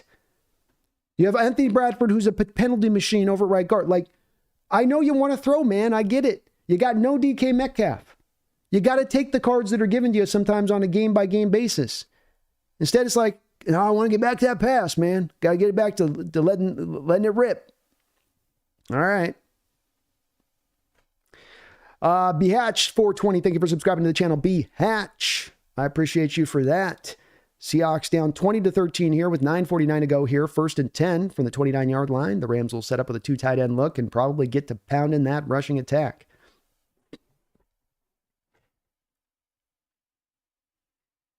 Hand off to Kyron Williams. He'll be dragged down. Good tackle by Ernest Jones, who's played a whale of a game. Great open field tackle by Jones.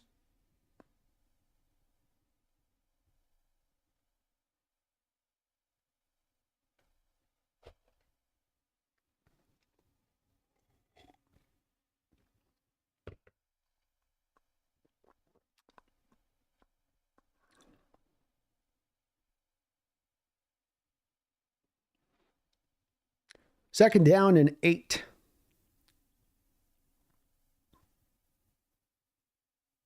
Stafford, 3 wide. Dropping back to throw. He's going to air this out deep and take himself a shot. Ball underthrown, and it'll be incomplete there. Kobe Bryant says he got the clean pick. He's saying challenge the play, Mike. Looked like he dropped it to me. I don't know if he came up with a grab there. He was being pretty insistent that he caught the pass.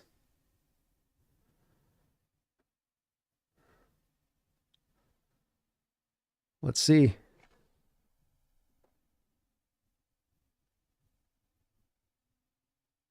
Yeah, that's not going to be a completion.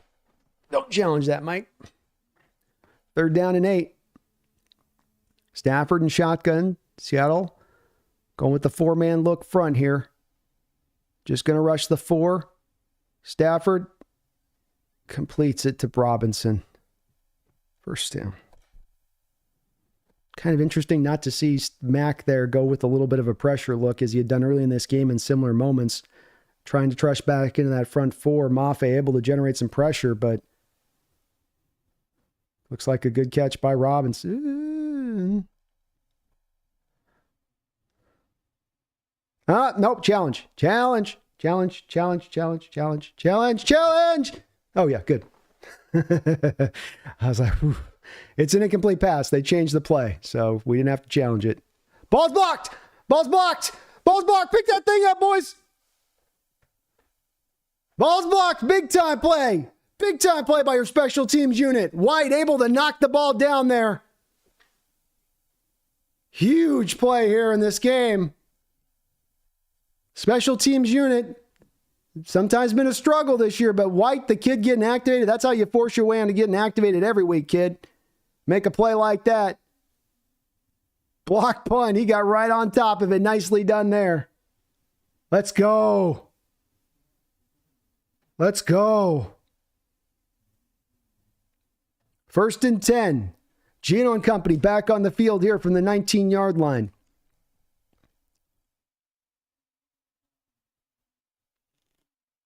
Light box here from the Rams.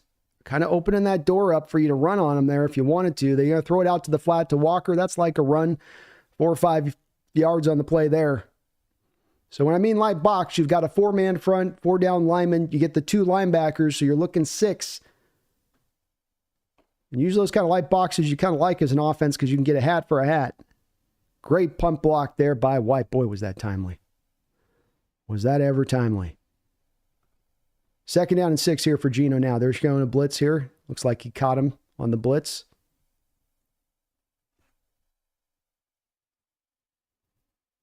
And again, now he's seeing a different blitz. Looks like the Rams tried to change who they're blitzing, and he's trying to clean up on that. Snap coming down here. Geno rolling out. Geno rolling. Come on, Geno. Don't slide.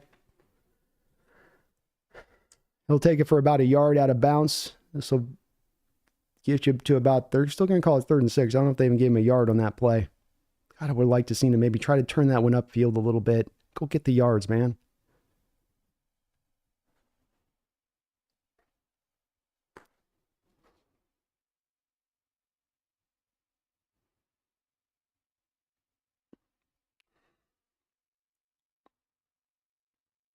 Third down and 6 for the Seahawks on the 15-yard line. Please do, folks, hit that like button. Geno dropping back to throw.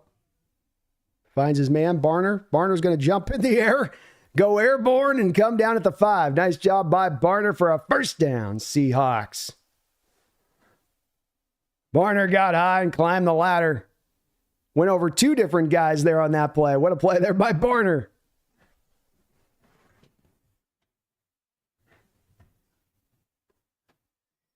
You've seen a guy clear 1 guy before, but have you seen a guy clear 2 guys on a hurdle before at one time? 1st and goal from the Hawks. Back in the state where we were before from the 5-yard line. Back into Walker now. Hey, how about that? A little run up there. Okay. Walker gets himself a yard or 2.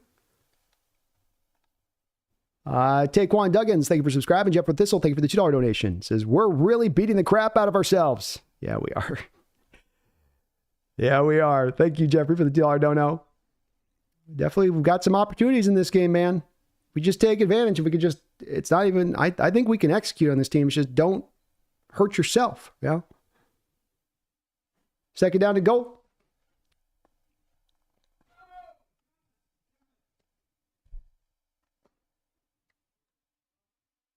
Intercepted.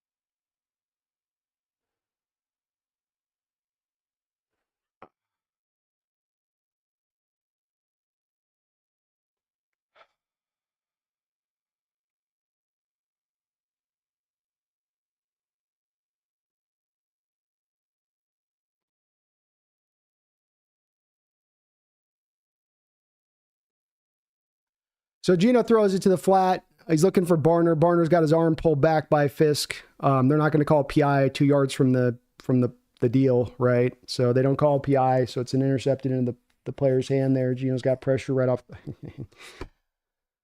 Lordy, man. Just as I get done saying, man, we can execute. We just got to not shoot ourselves in the foot, man.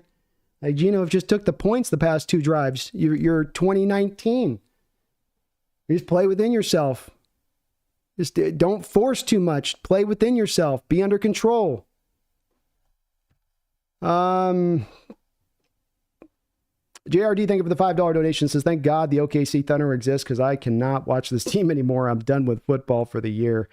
I get it, man. This is a tough one. 2nd down and 9. Play action pass here by Stafford. He's going to throw out to the flat to Cooper Kupp. Cooper Kupp going to get up the field, break the first tackle, break the second tackle. Finally, Dotson able to get him out of bounds. It'll be a 3rd and short here.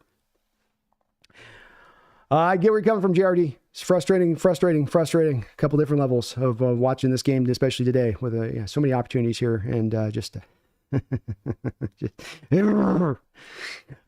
Mata, thank you for the $10 donation. He says, I think we need a complete roster overhaul. Grubb needs to go, get an experienced offensive coordinator, give Mike a few years to get his quarterback and build his roster. Time to get real.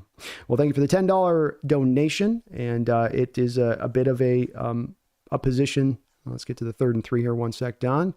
3rd and 3 here. Dropping back to pass is going to be Stafford, and he is going to almost complete the ball. To be knocked free by Witherspoon. Great play by Witherspoon. Kupp, of course, looking for a penalty. Desperately looking for a penalty every single time. It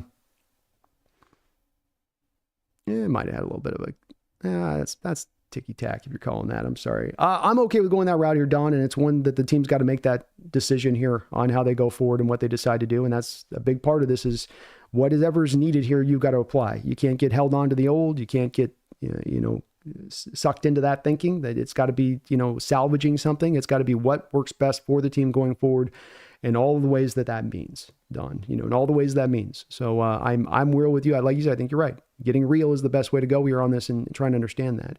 This punt will be going back to the 40-yard line here where Williams will take it up now. Williams will get cut down there at about the 38-yard line. Seattle will have good field position, 2 timeouts, 4:28 to go in this football game. I appreciate you, Don, for that $10 donation. I think these are the decisions that are going to be the important ones to think over this offseason, and I'm okay with taking a long-term approach if that's what they need to be. I don't think we need to be impelled by a sense of urgency here, but we should be impelled by a sense of doing this right and what's right for the roster, what's right for this football team, and sometimes that's a long-term approach, to your point on that, Don. Sambum, Mithang, thank you for subscribing to the channel, Sambum. Sambum, appreciate you. Gino back in shotgun now. Sanchez, thank you for the $2 donations. Is it okay to criticize Gino yet? Yeah, I think this is a game where you can't, Gino's going to get sacked here on 1st and 10. He's not got much of a plan at times on some of these things like this play here. It's 1st and 10, just take a quick, easy completion to the flat. He's trying to do too much now. He's overextending too much now. And I know there's a line between he's had to play at times like a hero this year versus doing too much. Just too much. 2nd and 16 now. Oh, yeah. Snail, thank you for the $2 donation. It says, fire Grub now. Still waiting to be impressed, Snail. To your point, I am waiting to be impressed. He had this thing kind of going for a couple drives here. Just take Gino's going to go deep down the field. Jansen down the field. But we have a flag. Hold on. I don't know what's happened yet. We got a flag, so I'm going to guess Seattle, right? Let's wipe it off. Another deep throw down to JSN. Let's have officials got to do their final bit too. Let's do the final bit with the officials too to make sure come back around in too, guys. You haven't stamped on us enough today. Step on us one more damn time, please. One more damn time, step.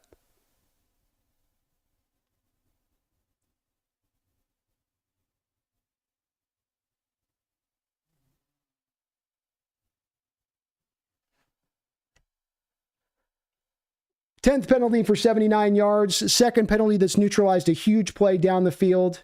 Boy, it's always just so coincidental when it happens on a big play down the field too, right? 2nd and 26. Freaking what a jerk-off sport this is. Gino, another false start by the Hawks. Michael Hyde, thank you for the $5 donation. Says, Quinn Ewers, you are a Seahawk. maybe so, Michael. Maybe so. Maybe so. I appreciate you for that $5 donation. Femi says, B, I love you, but Gino needs to be lit the F up. No, I'm completely, look, I'm okay when the criticism's rightly placed. I think at times Gino's gotten the criticism where it's not on his shoulders, but you better believe that when it's properly applied, and it is applied here properly, it's got to be on Gino's shoulders here in this game. You got just needless turnovers. And I don't, tries to go deep down to JSN, can't quite get it down to him. That'll bring us up to 3rd down now. I'm guessing Seattle will probably punt this, 3rd and 31 here. So you have 31 yards. You can still go get him. But I will be certainly perfectly willing to be hard on Gino coming off the end of this game.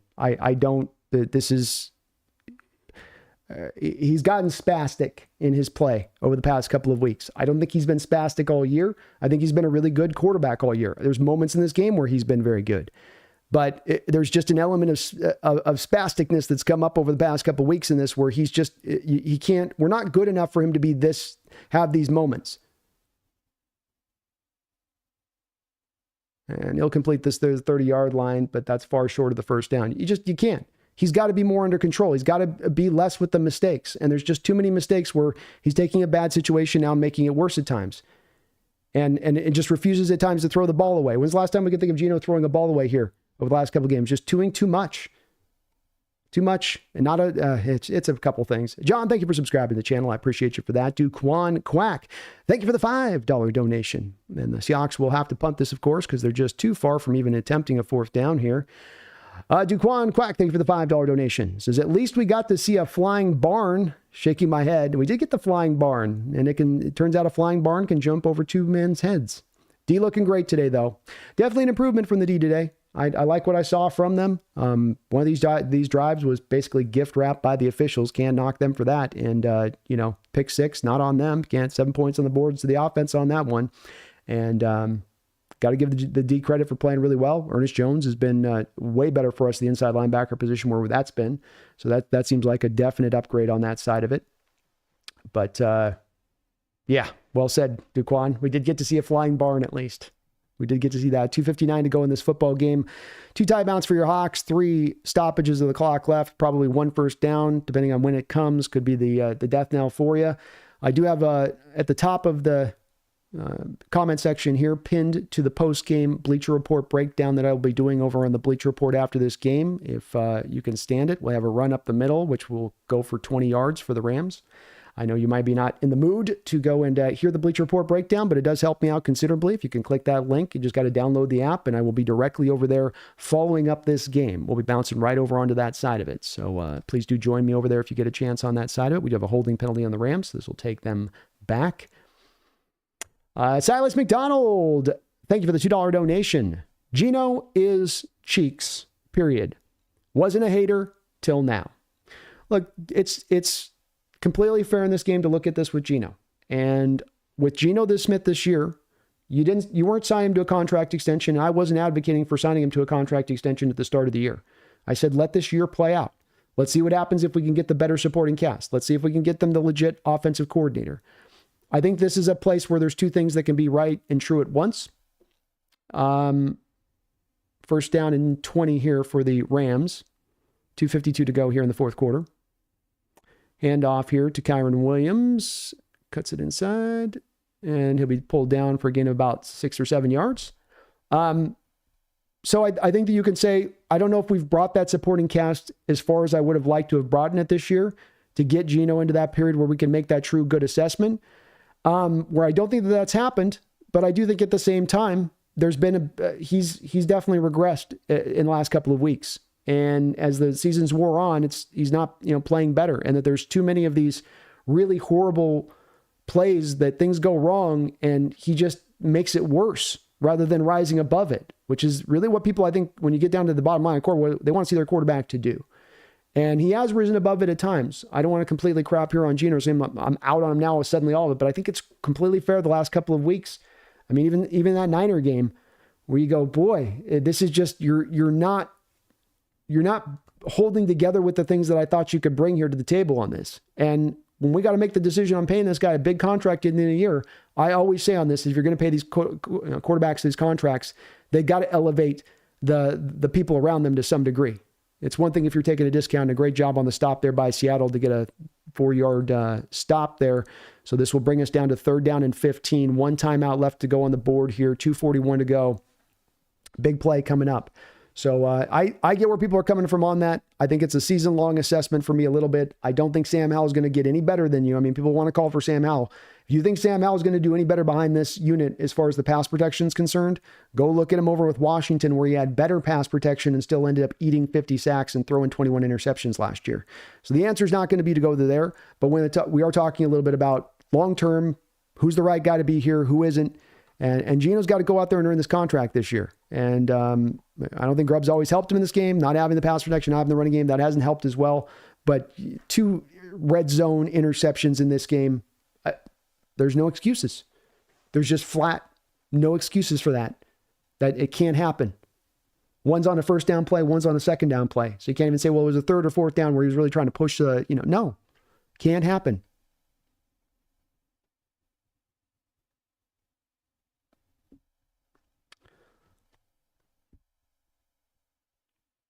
Levis, thank you for the $5 donation. I appreciate you for that, Levis.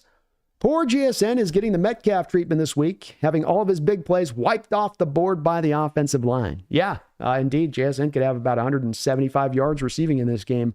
I think just about, if not for the O-line penalties in this one.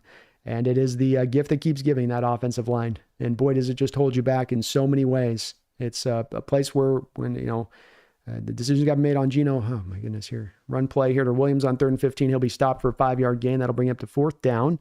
Clock will roll down to the 2-minute warning here, where Seattle will get the ball back with some time on the clock. But yeah, agreed. Agreed there, Levis. He's definitely had a few of them taken off the board today, and brutal for him, because this could have been a real big breakout game for him otherwise. But those penalties, but that offensive line just sucks.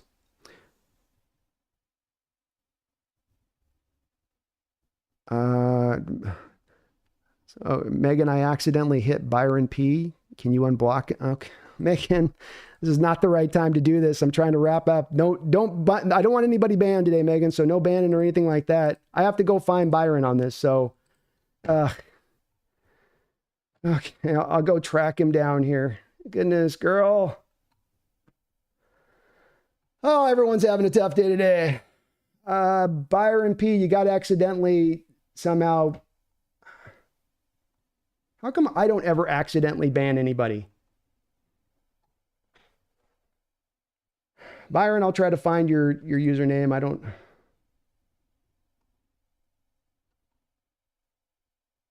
want anybody banned. I don't want anybody anything. Just deal with it. Problem is, Megan, I got 200 people that there's Byron P. Okay.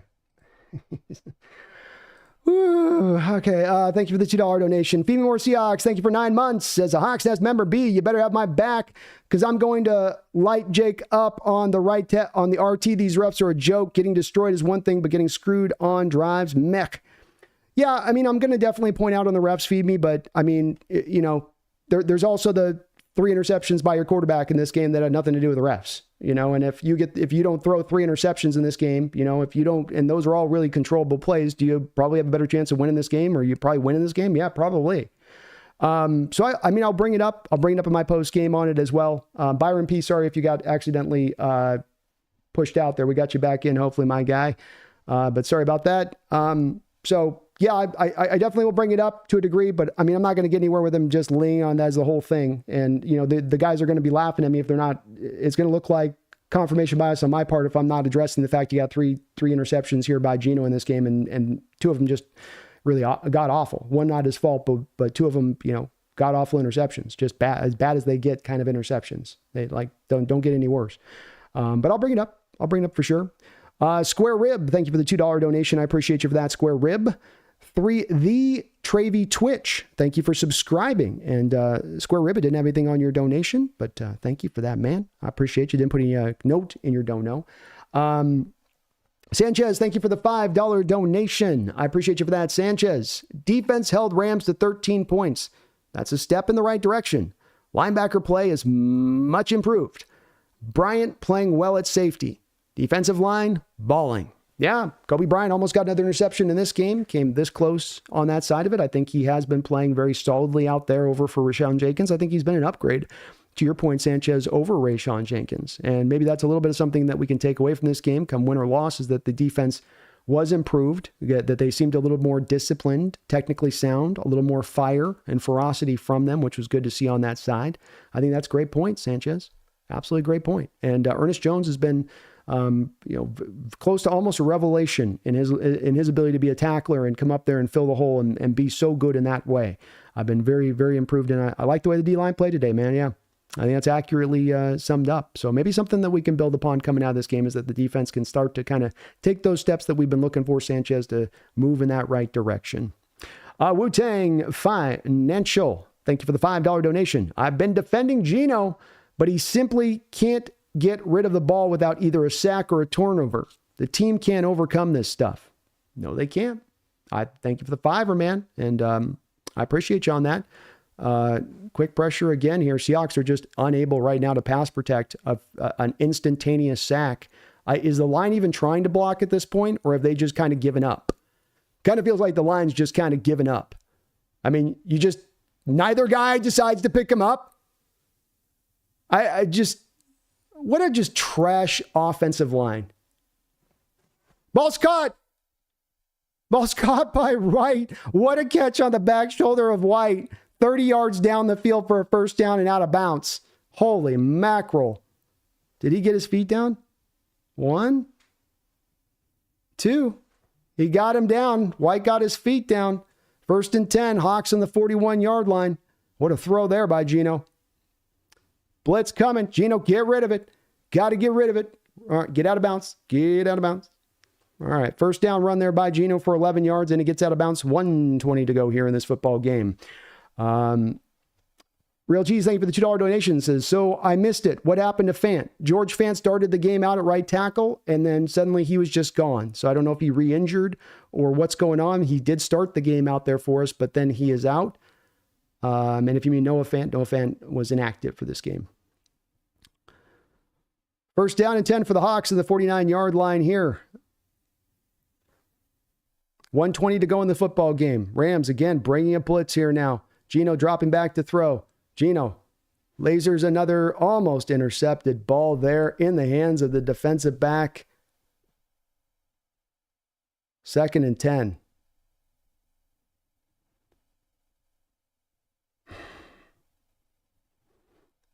I think Geno's trying to put that on him to keep him away from the defender that's crawling up in front of him, but just a dangerous throw there. Rams dropping back in heavy depth right now.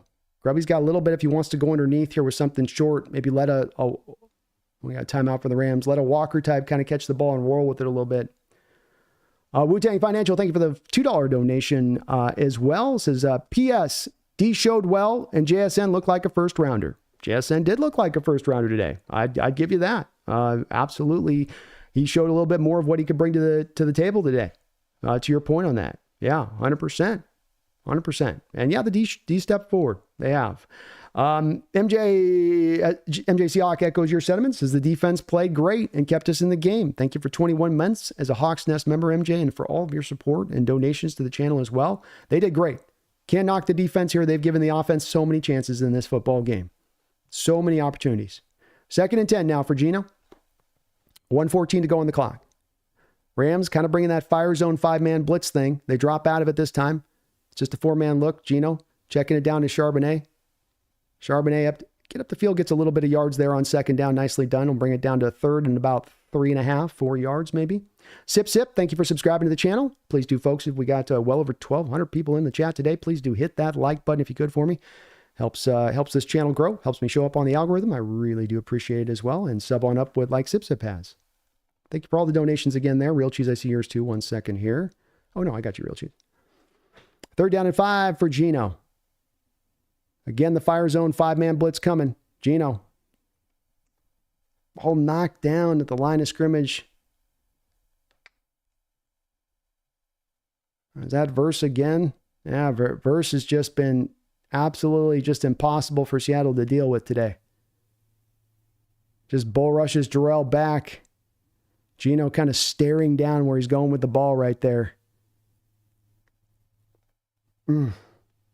That's going to bring it down to this play right here and now. 4th down and 5. No more room for error. Rams showing a blitz here.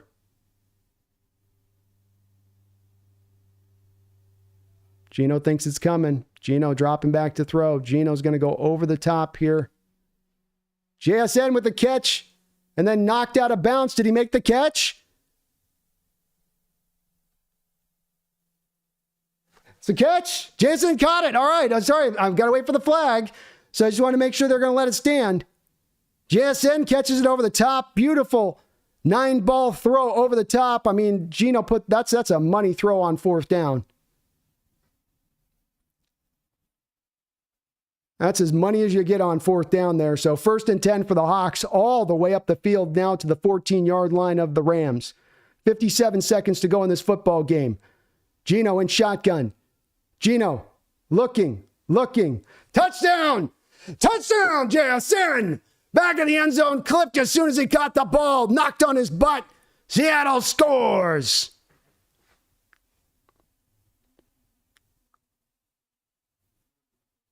Seahawks come back down with JSN. Geno coming with a couple of just magnificent throws on that drive. 3 just absolute dimes on that drive. And then finally hitting JSN down the field. Let's go. Let's go. 51 seconds, though. Plenty of time for this Los Angeles Rams team. And we still have to make the extra point. Already one missed extra point in this game from Myers and company.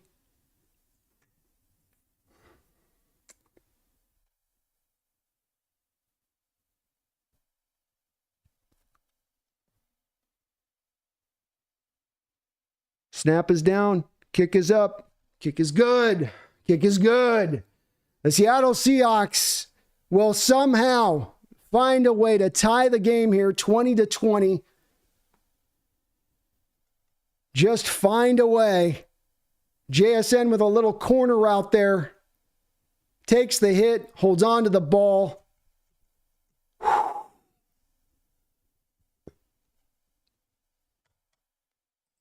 Wow.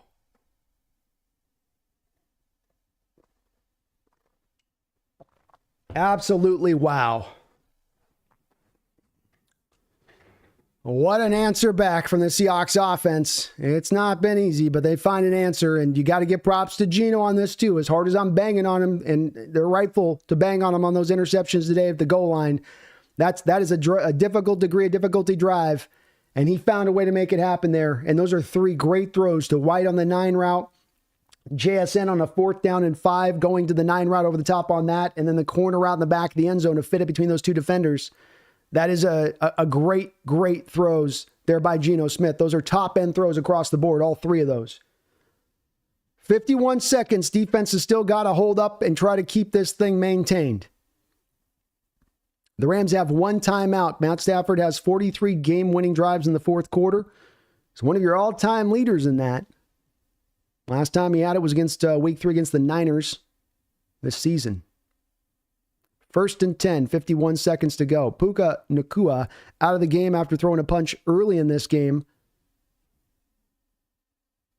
But with Stafford back there, you know he can be dangerous. Doesn't matter who his receivers are. 1st down, 10 to go. 51 seconds in this football game from the 30-yard line. Cooper Kupp goes in motion prior to the snap. Stafford dropping back to throw, looking right over the top.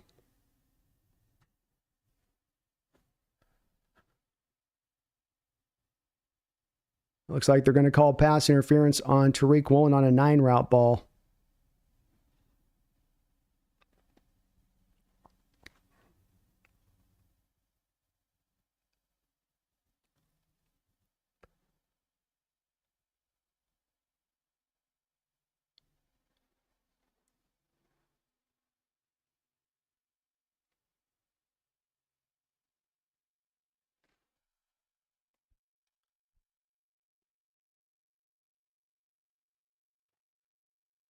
So they may get that.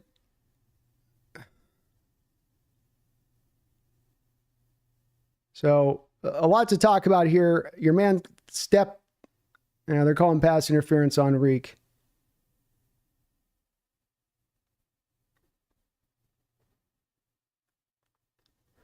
Yeah, I sure like to let him play at that point in the game, wouldn't you? Now, did Reek technically get contact past 5 yards here?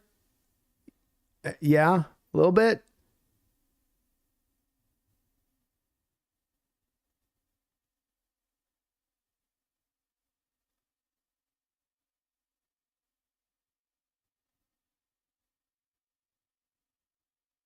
Right up the field. 1st and 10.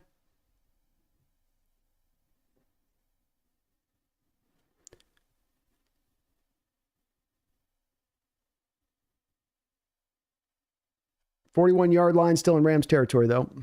Throw underneath, easy completion. And drug out of bounds. 40 seconds to go here. Megan, thank you for the $2 donation. Says, if this is tied, is there OTB? Yes. Yeah, we would get overtime if they go that route, Megan, if it does remain tied. Joshua Carty for the Rams is not a bad kicker. He can get the job done on their end of it, though. Still a timeout for the Rams. Plenty of time to kind of work with here, and they're nudging up around midfield. Seahawks are going to bring a late blitz here. Stafford, under pressure, is just going to throw this one away. That'll bring up 3rd down and 2 now. Good job by Hawks dialing up a blitz there, not just sitting back in soft zone coverage on that play, but actually bringing a little bit of extra heat there. Rams might go to the run here. With that timeout in the back pocket, Seattle probably wouldn't be expecting it. You just go to a quick run right up the gut there with Kyron Williams, and you think, man, maybe they won't see that coming. If I was McVay, that'd be the call I'd go to here. 3rd down and 2. Yeah, Seattle's widened out too. 3rd down and 2. No, they're going to pass it. Looking deep here.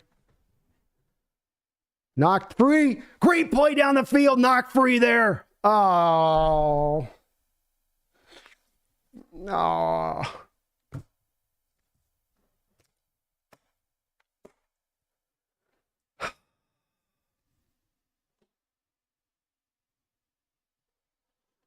Julian Love came flying over, knocked the guy, dislodged the ball. It was Brian or Love, and I guess they're going to call him for helmet to helmet or defenseless receiver.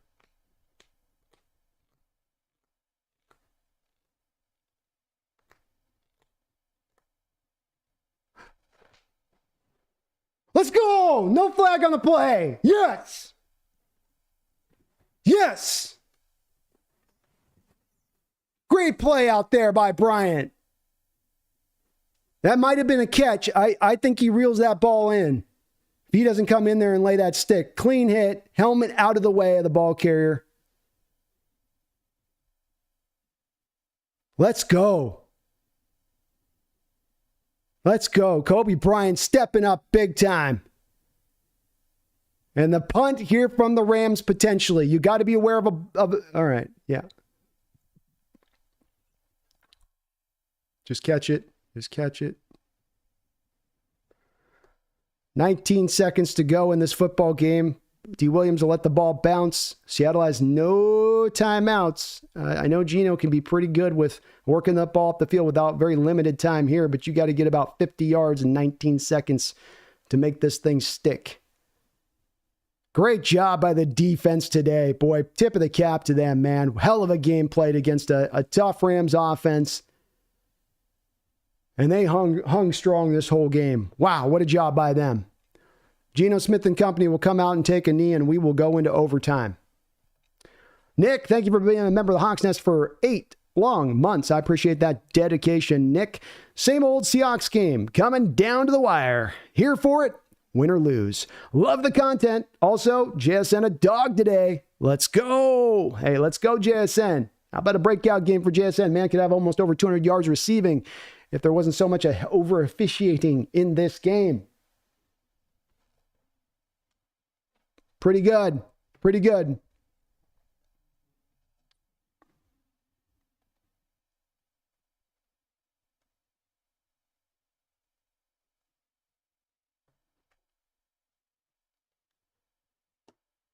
Thank you, Nick. Appreciate you being a member of the Hawks Nest for 8 months, man. Thank you for that. Let's go. Let's go. So we're going to get the coin call flip. Douglas says, like your cat. Thank you, Douglas. She can't take the tension and the stress right now. Look, she has to even look away right now. She's so into this game, but she's also like, I can't look. It's too much. It's going to be just too much. Kratos, thank you for the $5 donation. Says, bro, those last 2 passes to JSN after the game Geno's had, that's some massive balls. You can't say he's not fearless, to your point. And I mean, those 3 throws he made down the field on that drive, you're just going, whoa. I mean, those are not just, there's not like 30 NFL quarterbacks that make those kind of throws, or at least 2 of those throws. The JSN one on 4th down to have the guts to throw it, much less put it where he put it. The White one was insane, and Seattle's going to receive the opening kick here. So we win we win a coin toss. It's been a couple weeks since we've been able to get one. We get one here. And the Hawks are going to get the ball first to start the action out here. Hold on, I got to go to the bathroom. I'm going to pee myself.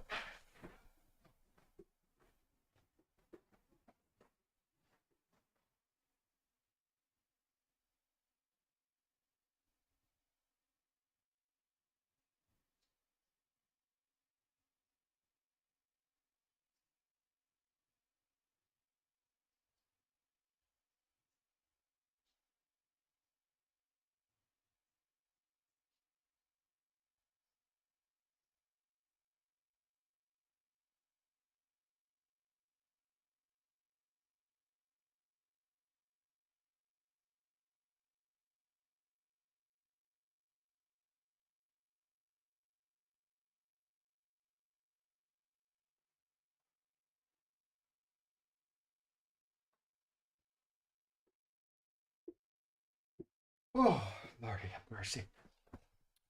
Kratos, thank you again, man, for that $5 donation. And I agree with you, man. The balls to throw those kind of throws. Hell, the JSN throw. You've had 3. Let's take the last JSN throw, Kratos. You're throwing to the corner of the end zone. You're counting on the outside corner not to gain depth to the back corner so that you can run the corner route with the slot to that corner. So the slot's got his man covering him, and I'm talking about the outside corner that's not JSN's man. And Gino's reading it there where he doesn't believe that that guy's going to drop to depth on that play in the back. And like you say, the balls to throw that kind of throw. Again, I think that was a first down from the 14-yard line when he let it rip. And Gino does not play scared. Say what you will with Gino, good, bad, the other. And I like Gino. And part of what I like about him is I don't think that he plays in fear. Sometimes decision-making isn't always the best when things break down, but he will let it rip, man. And he's got a big-time arm that he showed you on that drive. Capable of making any throw in the book in this game. Ian Hendrickson, Morgan, thank you for subscribing to the channel. And folks, we're going to have well over 1,500 people in the chat here today. So please do, if you can, for me, hit that like, sub on up if you can. We're trying to get to 20,000 subscribers here at the Hawks Nest this year. We're motoring along to that mark. You can help us get there. Please do sub up on today. And thank you for all the donations again on that. Kratos, Megan, Nick, appreciate you guys. Real Cheese, thank you again for that $2 donation. Wu-Tang. All right, so Seattle will start out with the ball here. How about we just get a Laviska Shenault touchdown return, 4 game. Call it on that. Here's the kick. And this will go through the back of the end zone. Rams aren't messing around. Understandable there.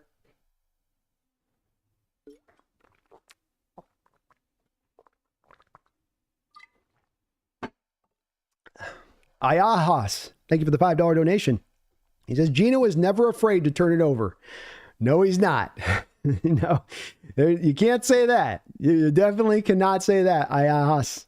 He's not scared in that way. All right, 1st and 10. Shotgun look for Seattle here. Hand off inside to Walker. Walker lowering his head. Come on, push that. Push it. Push it. Nice run there. Lyman helped push the pie. A little bit of rugby scrum there for an 8-yard gain for Walker on 1st down. Randall McDaniel, thank you for the $5 donation. Says, law of averages. Had to win the coin toss. We are going to win this effing game. Let's go, Randall. Come on, let's get it. Let's get it. Quick snap here by Gino. Quickly up to Walker for another 5-6 yard run.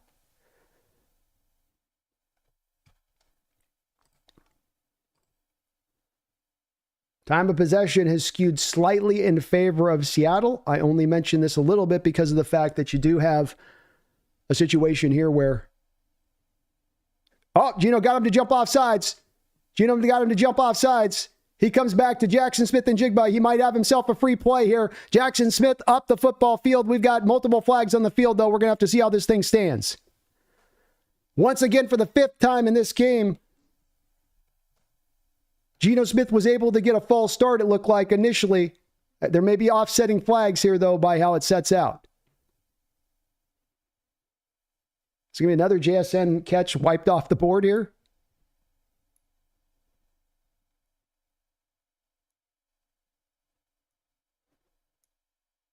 Offsides on the Rams.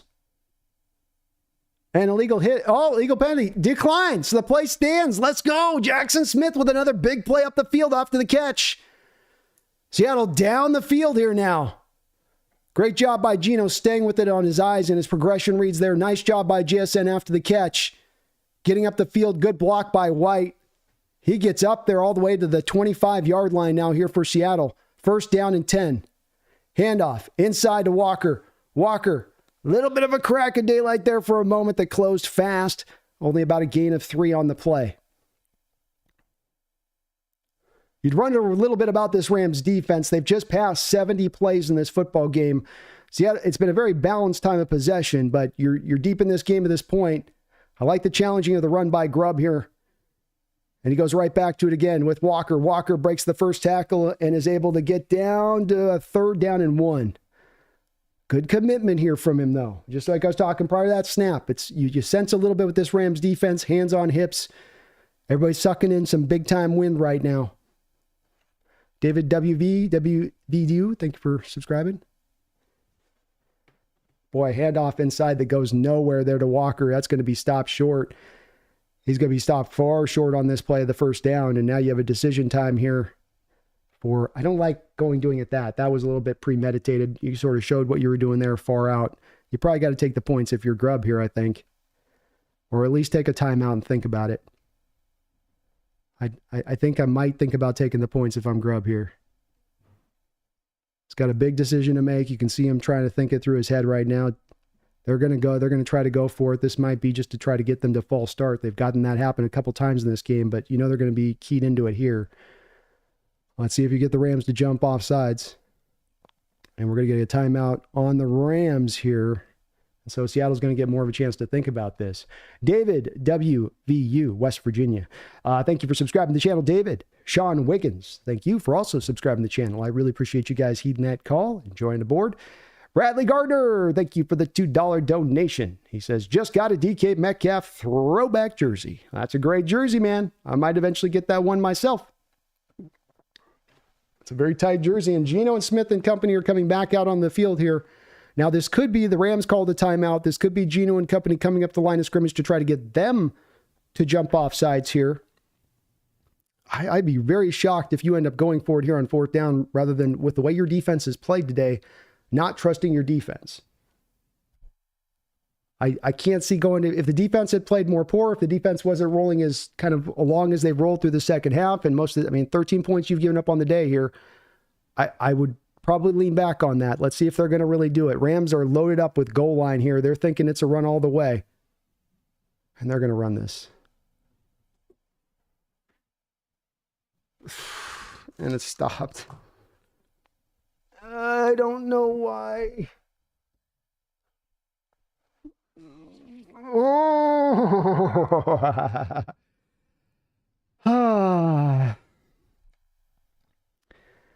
I don't know why you do that. I don't know why.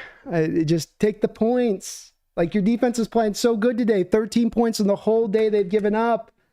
Like, you got momentum. Get the field goal. Take the points. You don't get the touchdown guarantee by getting the first down there.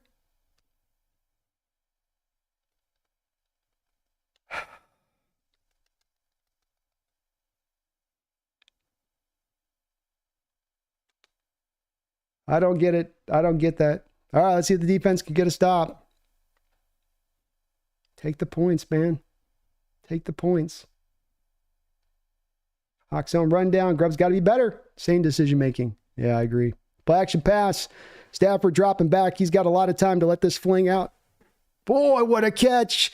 Multiple Hawk defenders down there. And he's still able to bring it in.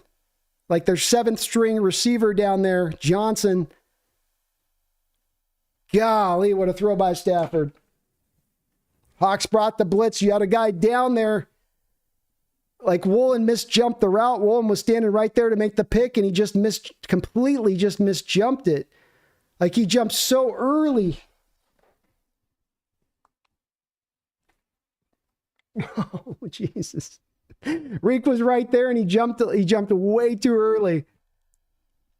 Oh, big play for the Rams, all the way up to the 41-yard line. Play action pass here by Goff. He's looking. He's got a man wide open down the field. First down.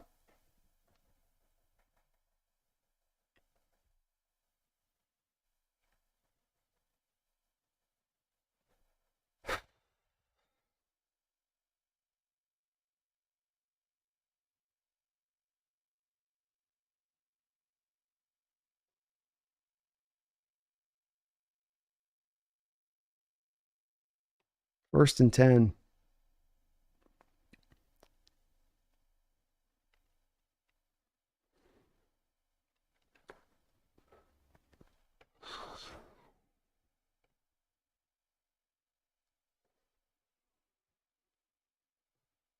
Six-yard gain up the middle.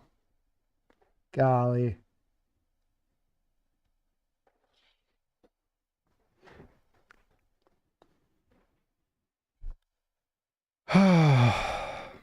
Second down and 6. 4-yard gain for them on that.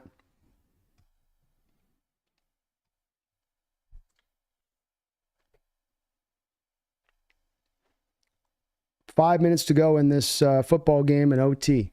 Stafford under center. This looks like run all the way. 2 tight end looks. Seattle in their 3-4. Actually, a 4-down lineman alignment. They're stacking everybody down there. It's play action pass. He's got a man. He's got a man going deep. And it's going to be caught. Robinson for a touchdown. Game over. Game over, touchdown. Woolen got beat over the top. Seahawks were built in completely on the play action there, and they got beat up over the top with it. What a way to have this game in. Brutal loss. Brutal loss. I've got a couple of... just lost my contact. Oh, my God. Contact is going crazy here. Somebody just... Sorry, guys. I got to go here soon to do the other thing here. So I saw we just had somebody gift some memberships here, and it's not coming up and updating on my deal. But thank you to whoever did upgrade the memberships there on that side of it. I really do appreciate it. On that side, I've got to go over to the Bleacher Report breakdown here. So it's got to update here because I've got to go right over. No donations, please. I know forward. I know people will probably want to put donations in. We'll be doing a post-game discussion here in just a little while. I've got to go directly over to the Bleacher Report. It's part of my agreement with them that I sign off immediately after we finish up here. So I know people want to talk about this game. I'm going to go over to the Bleacher Report app right now. Thank you to whoever just gifted donations. It's not updating on mine, whoever gifted those donations, but I appreciate you doing so. Sorry, I can't acknowledge really quickly, but I've got to bounce over, guys. I'm going to go over to the Bleacher Report. Click the link in the top of the description section above here. You can go directly over to that. We'll be doing the Bleacher Report breakdown for a half hour. I'll be back over here to do a post-game discussion a little bit later on over here on this channel. A brutal loss for your Hawks. Brutal way to lose it. You had every opportunity to go and win this game, just weren't able to go and get it done. So thank you again. Don't know who gifted all those subs. Keep an eye out. You might have just been gifted a sub here. I don't know why it's not showing up as a gifted sub as you put those in there. So whoever did, thank you for that. And folks, I'm going to bounce over here to the Bleacher Report breakdown. We'll be breaking down this game in full over there. Thank you guys for watching today. Please hit that like button on the way out the door. Let me try to explain this loss over on the Bleacher Report.